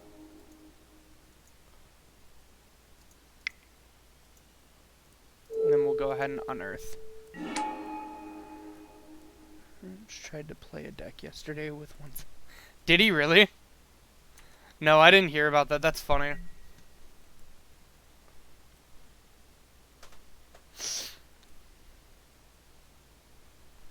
Did he just think it, like, took effect on Friday, I'm guessing?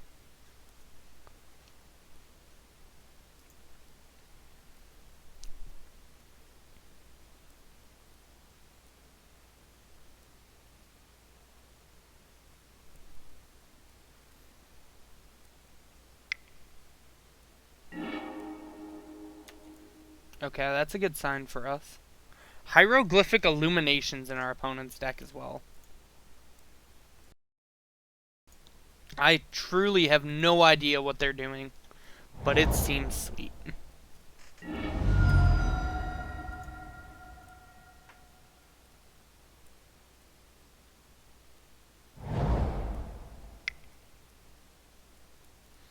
It actually reminds me of like a deck we'd see at Pandemonium. Fae of Wishes as a creature.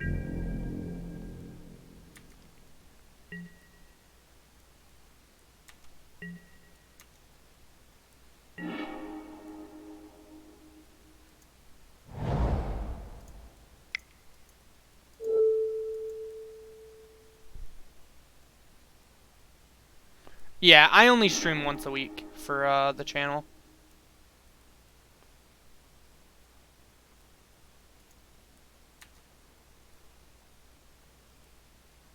So we can go to... They're playing Battle of Wits! Hold on, look at their deck size!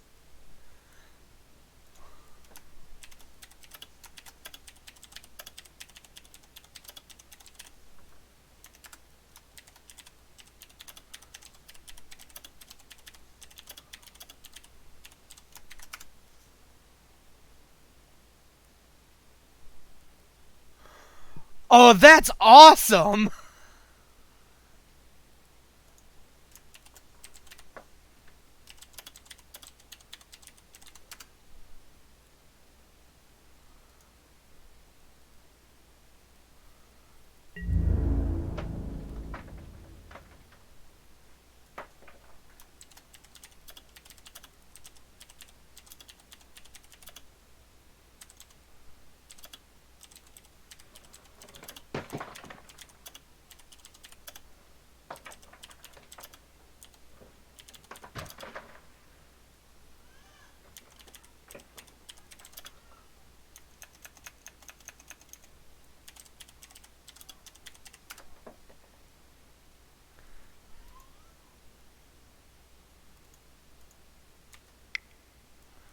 That's so sweet.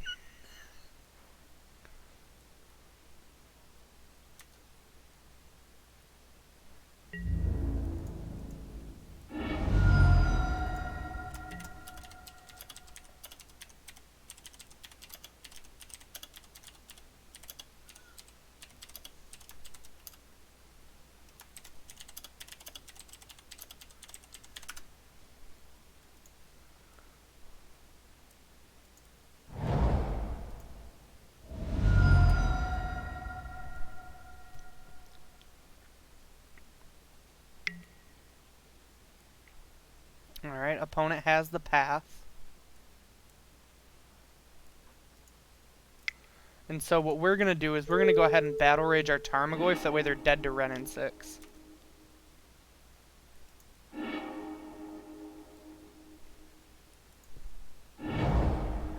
So Battle of Wits is this card that... If it's a 5-mana enchantment that says if you have over 200... If you have 200 or more cards in your deck, you win the game.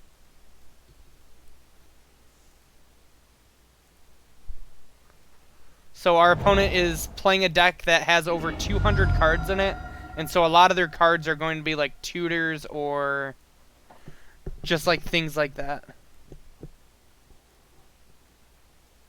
Did I never use Renin 6?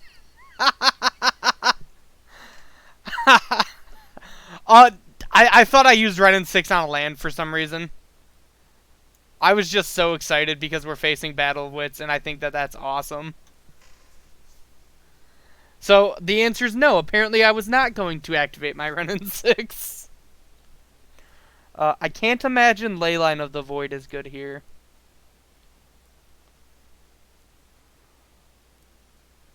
How do you sideboard against Battle of Wits, chat? Their deck can literally... We definitely want Ashiok's. I don't think we'd want Dismember.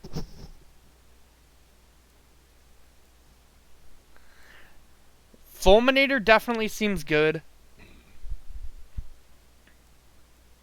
No. It's just meant to be funny. It's also a deck that technically you can't play in paper because nobody can shuffle enough card. Like, you can't like shuffle your deck in chunks. You have to be able to shuffle your whole deck together, and it's actually like not a realistic thing to shuffle your whole entire deck as 200 cards. I remember because at an SCG Open team event, someone brought Battle of Wits, And they got judge called on the fact that they couldn't shuffle their whole deck. We probably don't want Scoos. Brutality seems like it's probably good.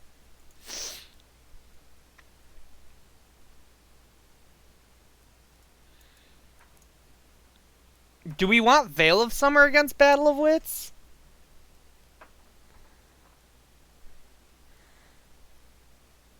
Oh, I'm trying to think about how most Battle of Wits decks work and how we could beat them.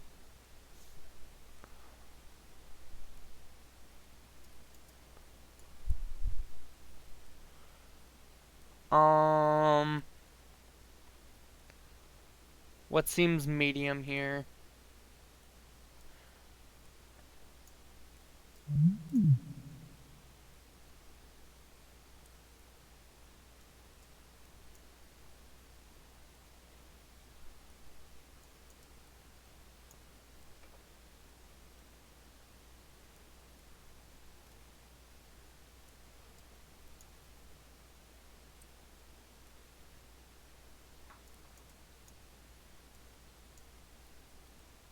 I know this is definitely incorrect, but this is just like me kind of panic sideboarding.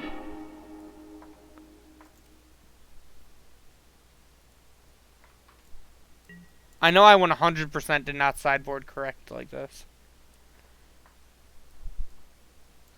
Because I don't know how to sideboard against Battle of Wits?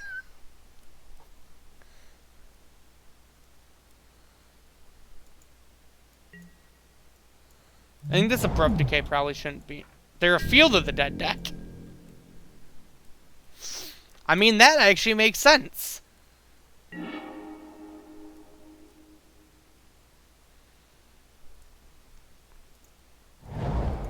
Alright, so Shock, Inquisition.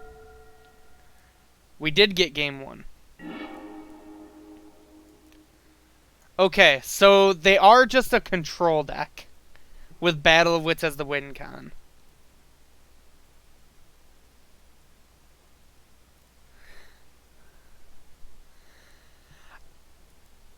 I understand, Aaron.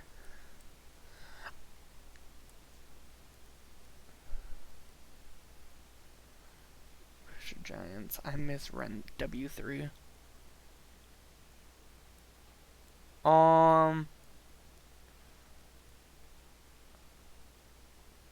So we just take the Snapcaster here.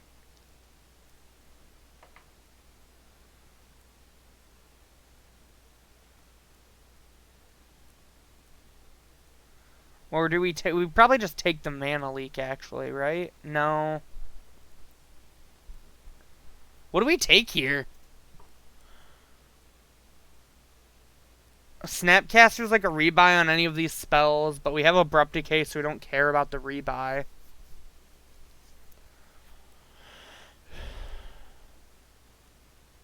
But I don't really want them to have 2 Path to Exiles. Maybe it's just we have to take Snapcaster Mage.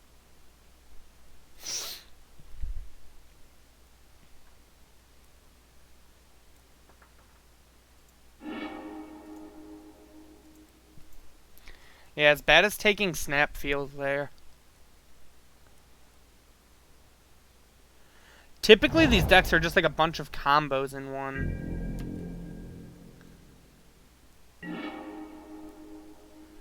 That'll be good after we force through the Mana Leak with Tarmogoyf.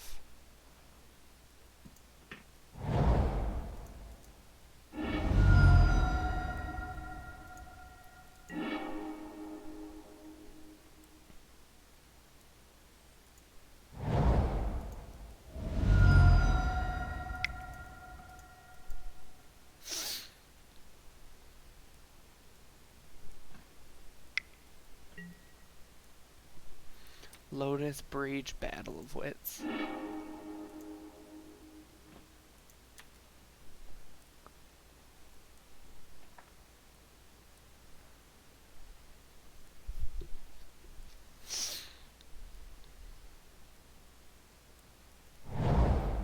Arid Mesa, so we know these 4 cards still.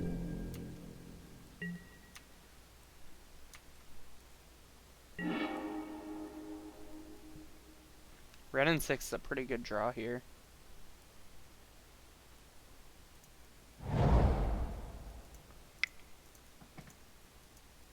Play our land, play Ren and 6.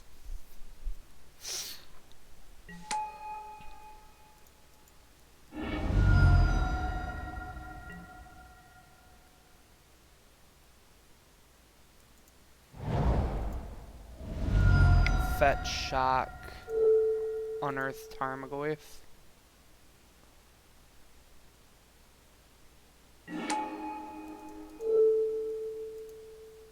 Plus on the Bloodstained Mire. And say go.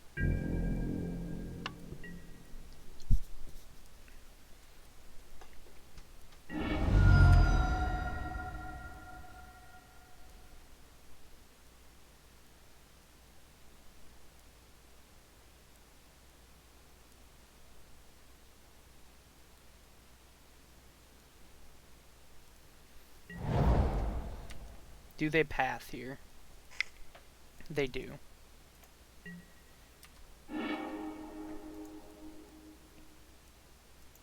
So we'll grab our basic forest here.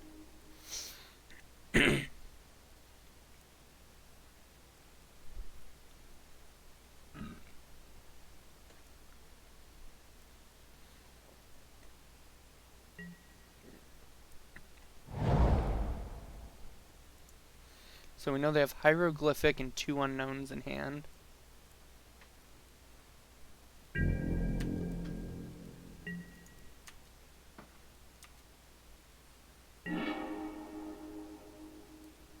Brutality is a pretty good draw here.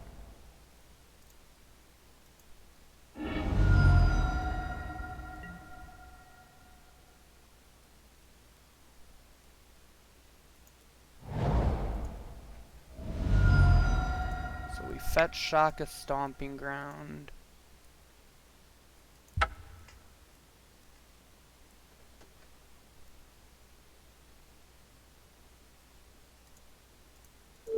Tick up Ren and 6.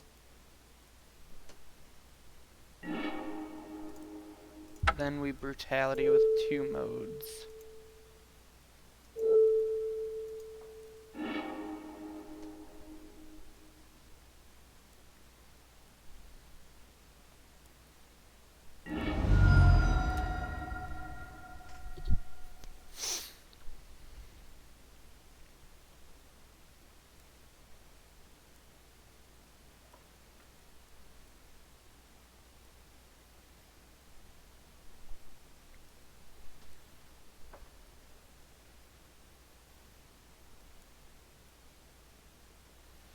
Opponent's trying to figure out what they grab with their Wooded Foothills here.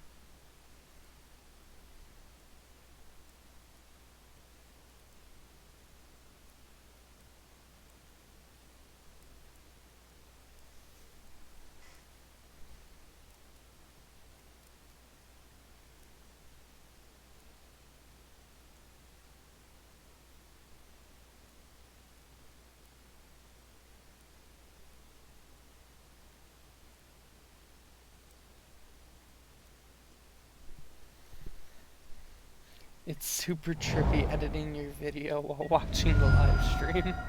I can imagine. It's like you hear me twice. They had a Factor Fiction in hand. Oof. Alright. Well, chat. We get to resolve Foff here.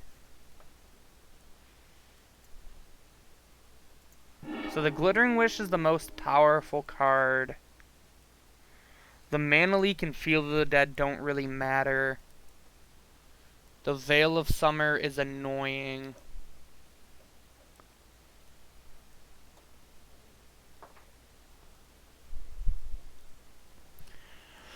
I'm kind of thinking this is how we split it. What do you think, chat?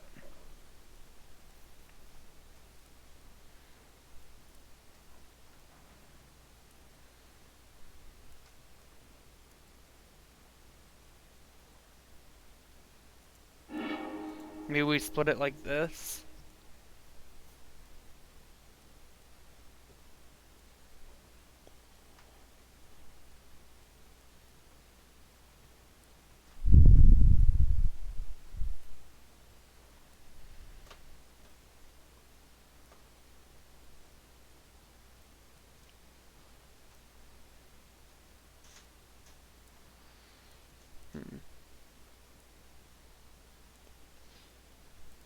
What do you think about this as the FOF, chat?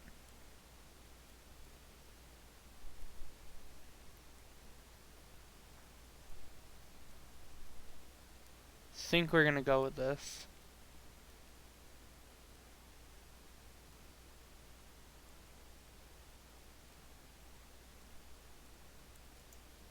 Yeah.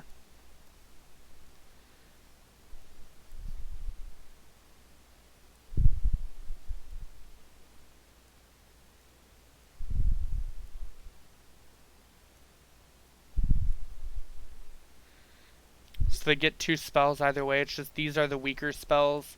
So we want to give them the land with it to incentivize them to take this. To where if they take the better spell, that's less cards in their hands. And we get to take the Glittering Wish with the Collective Brutality.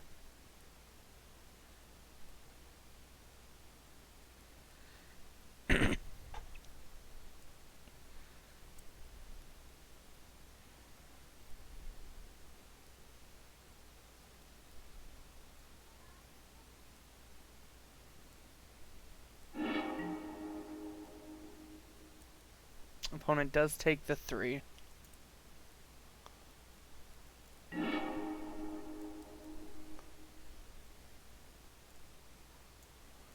Well, we're gonna take the Bring to Light. I think. It's Bring to Light or Hieroglyphic. Maybe it's Hieroglyphic we take.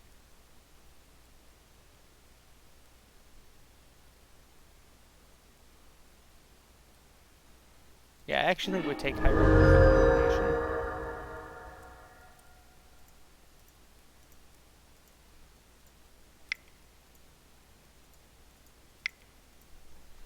And we Skelemental him here.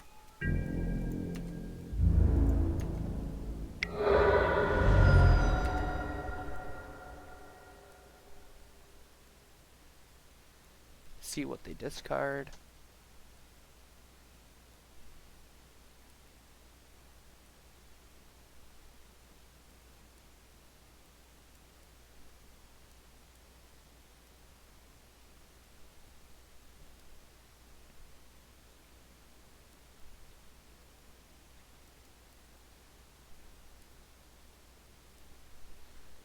So we know they have black in their deck also, which is notable. The reasoning we took Hieroglyphic is their only other land in hand right now is Field of the Dead, which comes in tap, doesn't let them Bring to Light, and also is only a Bring to Light for 3. And it doesn't count itself towards Field of the Dead.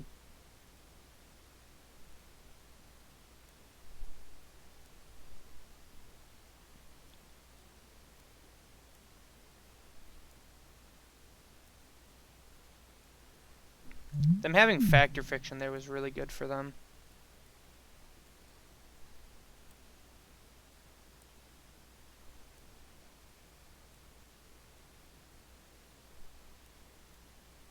They discard Mana Leak and Veil, leaving them with the land and the Bring to Light.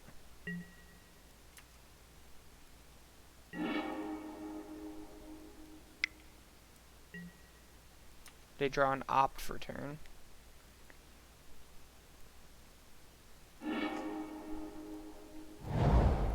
And a Colonnade. Which still only gives them Bring to Light for 3. We draw a Death Shadow, which is pretty good. We're gonna plus get back the Bloodstained Mire. Play set Bloodstained. Play Death Shadow and say go.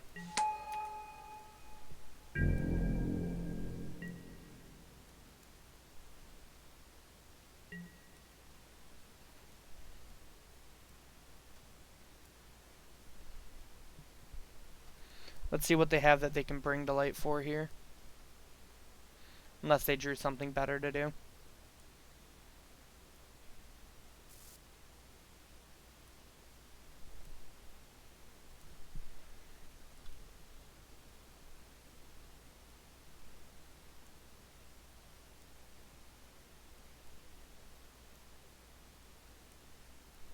Opponent's probably thinking, like, pulling up their deck list to look at what to bring to light for.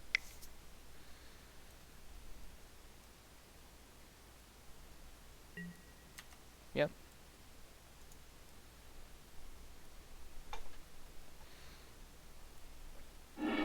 And what do we grab here? Archmage's Charm.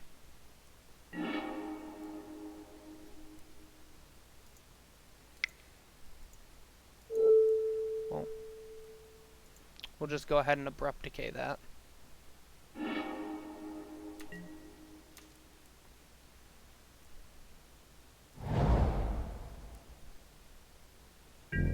Which now gives us Traverse mana.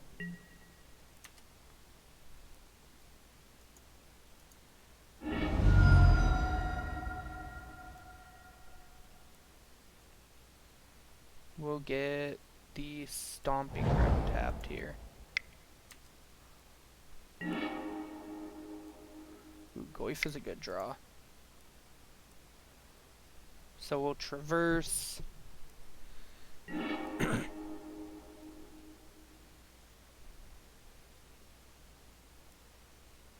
We will grab Lightning Skelemental.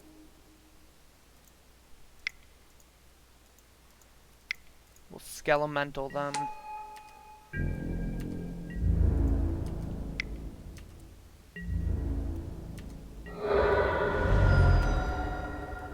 They discard their Field of the Dead. We play Tarmogoyf. And we down-tick Wrenn, meaning they need an answer for both Goyf and Wrenn and 6 on one card next turn. And I believe we're going to advance to 4-0. They cycle their land.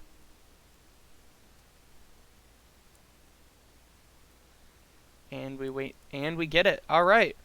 4-0 with Skelemental Shadow. Alright, we're playing for the 5-0, baby.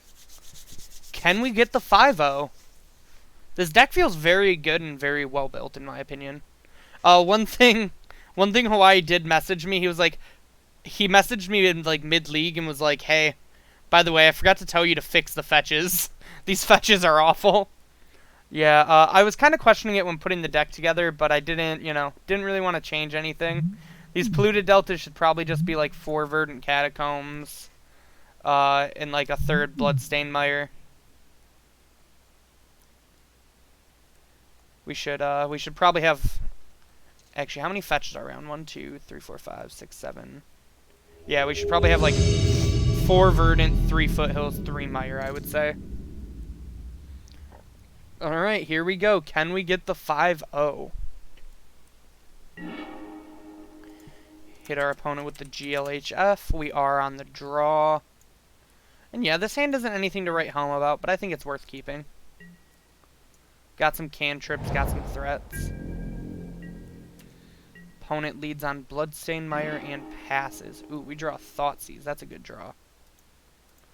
So let's go ahead and start by bobbling ourselves. See if we want to draw that card or not. It's a Street Wraith. Yeah, I'm kind of into just draw Street Wraith.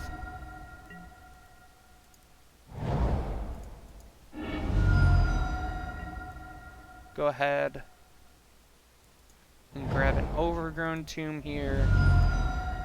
Cycle this Street Wraith. Draw a Push, which is solid. And we'll go ahead and Thoughtseize our opponent. Ooh, they're Living End.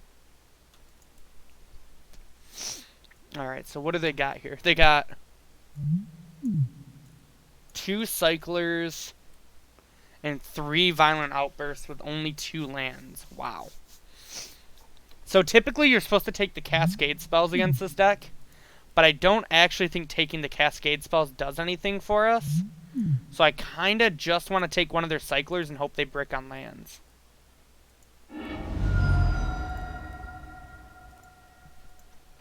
Wow, that's a crazy hand.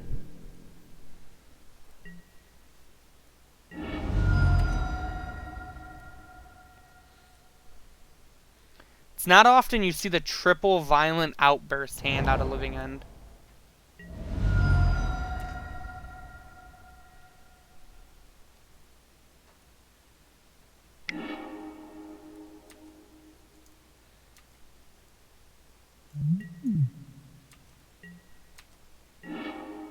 Draw another land off bauble. Not quite what we were looking for, but we'll take it.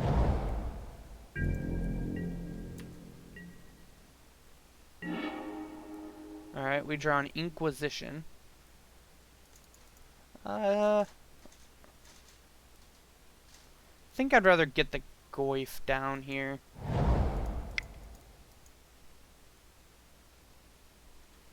Then next turn we can Inquisition plus Tarmogoyf.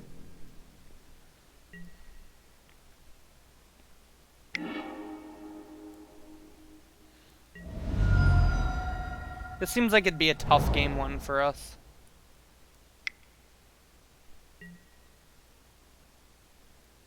Do they have the third land? They do. So yeah, they're going to get back these two monstrous Carabids and this Horror of the Broken Lands. We can actually Fatal Push our own Tarmogoyf to get it back.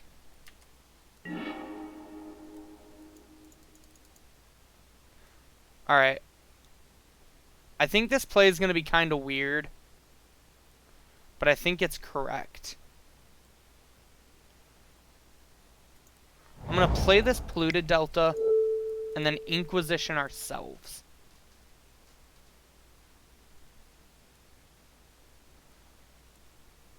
The reasoning is I think we're actually ahead on board if we get a Tarmogoyf into play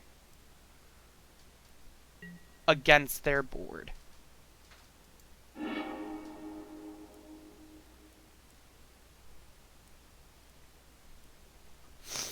So we reveal our hand to them.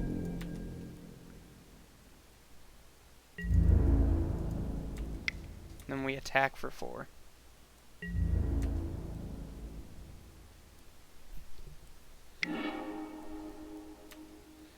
That does change things. That is a big boy.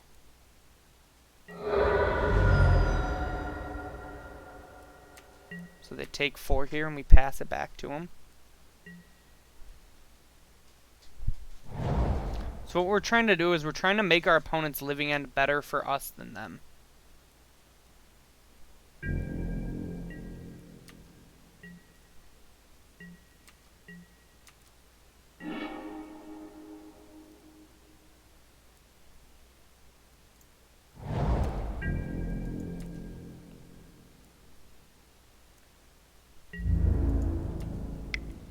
Go ahead and attack them again.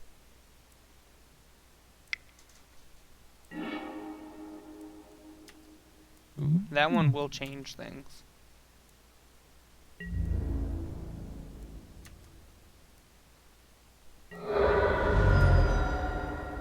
The Archfiend is very good for them.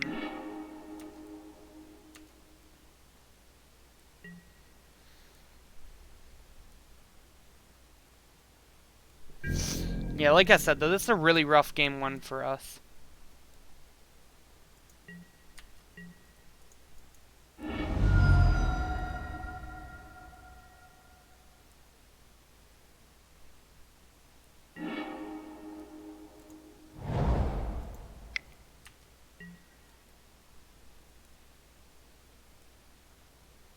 See what we draw. We draw another Street Wraith. That's pretty good.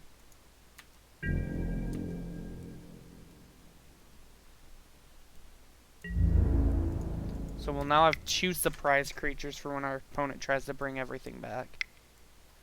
They cycle another Archfiend. Pitch a Spirit Guide.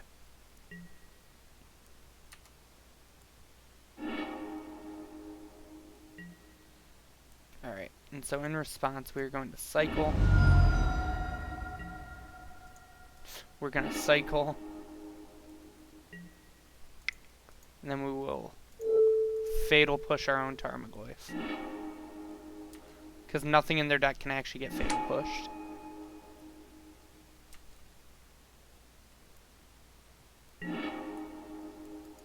And we died all their things having flying. So yeah, that's a rough game one. But this is where, like, the Ashioks and the Leylines really get to shine. And typically they're not going to have three Cascade spells. They only play 8 typically. Actually, it's typically only 7. Hazard isn't really where we want to be. Vraska's card draw, which isn't bad. Dismember seems pretty medium here. We don't really want to grind them out with Tracker. Fulminator seems like it can be solid. Renin 6 seems good. Abrupt Decay seems bad. Scooze seems really good. Brutality seems good. Fatal Push seems really bad. Veil of Summer doesn't really stop anything from them.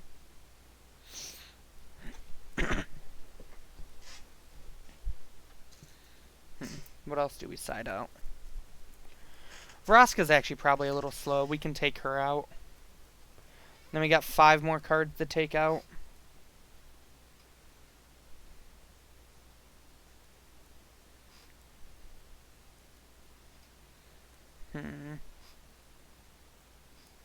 I think by the time we're trophying our opponent, it's probably too late, so we can just take out the trophy. What do you think the last 5 cards we take out are? We can't take out Street Wraith in this matchup. Street Wraith is really good at trying to get us ahead on Living End.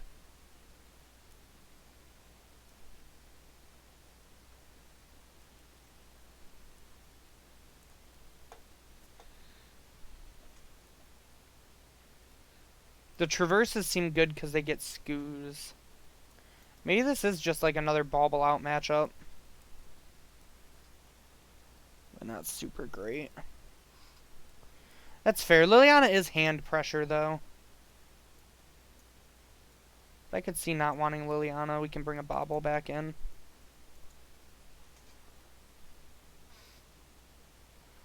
I like Fulminator at trying to like keep them off their lands to being able to Cascade.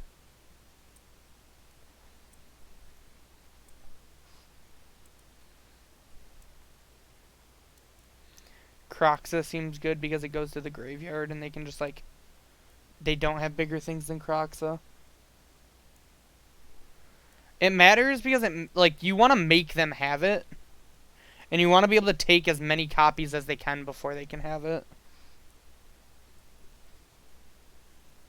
At least, like, in my experience, that's the way, like, these decks can beat the... Can beat Living End, is, like, you wanna be able to take all of their Living Ends pre-3 mana. And, like, when they have to cycle into it, they don't have enough mana to, like, keep up. I could see that being incorrect, though. This hand seems great. We have Scavenging Ooze.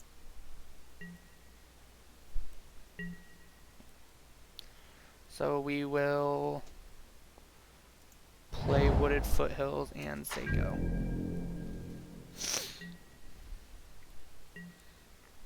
We win by going fast. Yeah, the deck is 61 cards.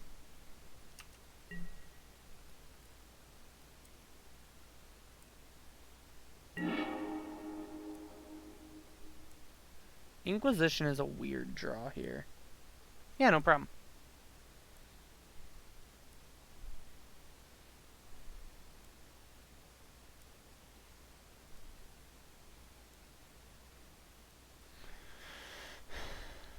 I think we just Inquisition them here, don't we?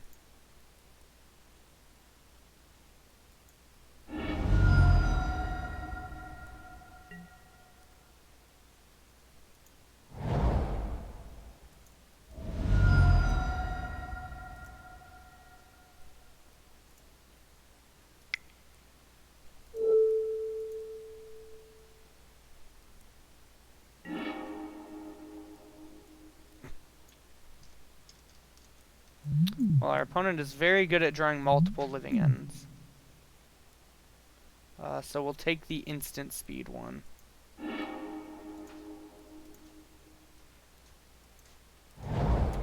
There we go.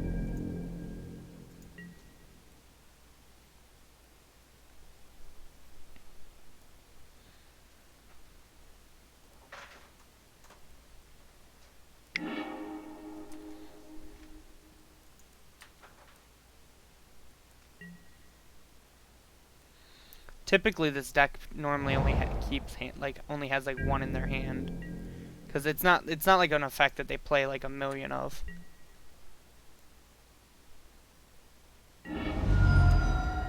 Recycle the Street Wraith.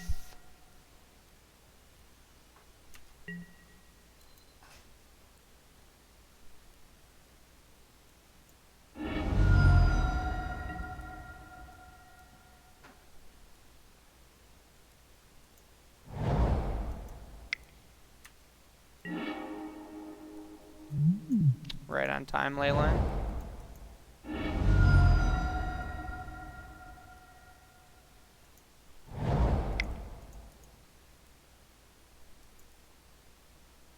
Grab the forest and play a Scooz here.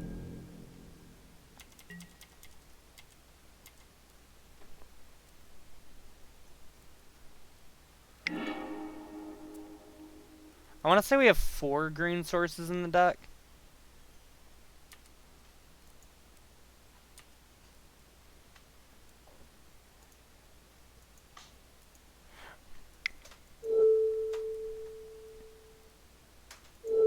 I think we can beat the bodies easier than we can beat Swamp Walk.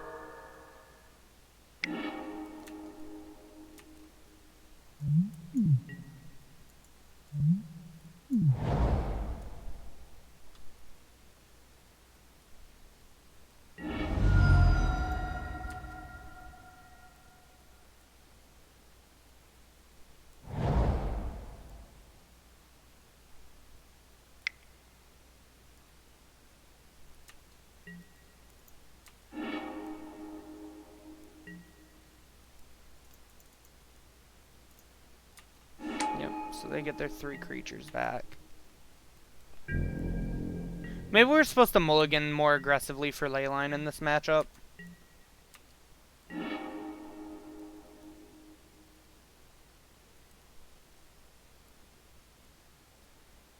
Fetching this forest was really awkward because we can't Skelemental.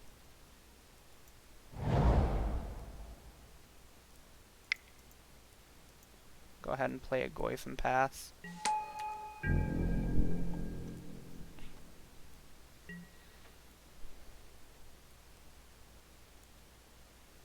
I didn't want to do a lot more damage to me because I didn't feel like getting one shot, but that might have been incorrect.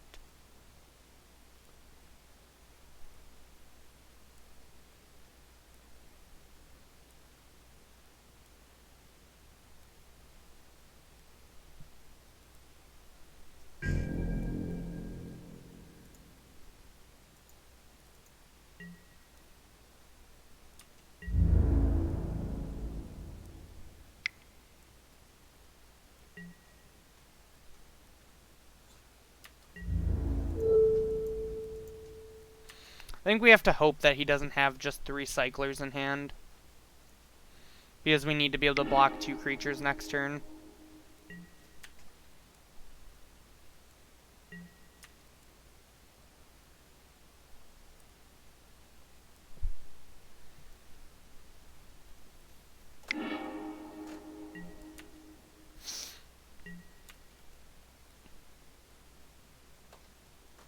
Does he have it? He probably does. That deck just has like a million cyclers in it.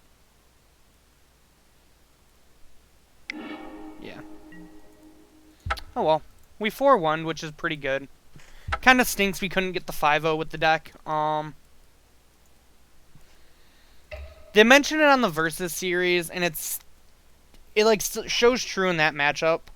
Like, we might just want 4 Leyline of the Void in the sideboard. I'm not really sure what all we cut for it, but at least 3, I think. 2 is just kind of like a weird number for Leyline. Maybe we cut like this Vraska and turn it into another Leyline or something like that. But this deck felt really good. Fixed the fetch lands a little, and I think this deck's definitely something very reasonable to play in Modern. And it's also really fun. Like, that was actually a really fun league to play. Which, if you would like to find other leagues that we have played on this channel, you can head on over to momsbasementgames.tcgplayerpro.com, where you can find all of the links to the stuff. Or, if you're watching on YouTube, you can look down in that description box below, and find all the links that I'm going to be talking about. Uh, to answer your question, Jay Cornell, I don't really think Surgical does enough against, like, Surgical is good against certain graveyard decks, but I think the graveyard decks that we're going to see in Modern, like Living End or Dredge, I think Surgical is actually weaker than just playing, like, a hardcore piece of graveyard hate. Surgical is better if you want to, like, hedge your Tron matchup a little bit more, but I actually think your Tron matchup's probably pretty good with this deck because you're just really quick at killing them. And so I think I would rather just want stuff that, like, hardcore hits graveyards. But check down in that description box below for all the links that I'm going to be talking about here. And try to tune in live to interact with us, much like Jay Cornell, Crucker, Moose, or Steve, or Aaron have been doing all day. And we always would appreciate having more people in chat, as it's a lot of fun. If you're looking for forms of social media, you can find us on Facebook at Mom's Basement Games. Give us a like there. You can give us a follow on Twitter at Mom's Basement MTG. Or after I get done with this stream here in a few minutes, you can head on over to our YouTube page where you can find the best Standard, Modern, Legacy, Vintage, Commander, Pauper, Pioneer, Draft, or Vintage Cube content. On top of that, I would super appreciate it if you guys gave me a follow on Twitter. My Twitter's at RichardTMTG. I talk magic, memes, music, League of Legends, Legends of Runeterra. Anything else you want to talk about, feel free to hit me up on Twitter. I'm always willing to chat. Yeah, it was great having you around, Moose. I'll see you around. On top of that, if you're looking for another form of social media to find us on, you can find us on Instagram at Mom's Basement Games, or you can find me on Instagram at RichieT2196.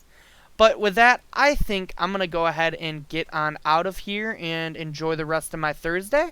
I hope you all have a wonderful weekend, and I'll see you all later. Have a great day.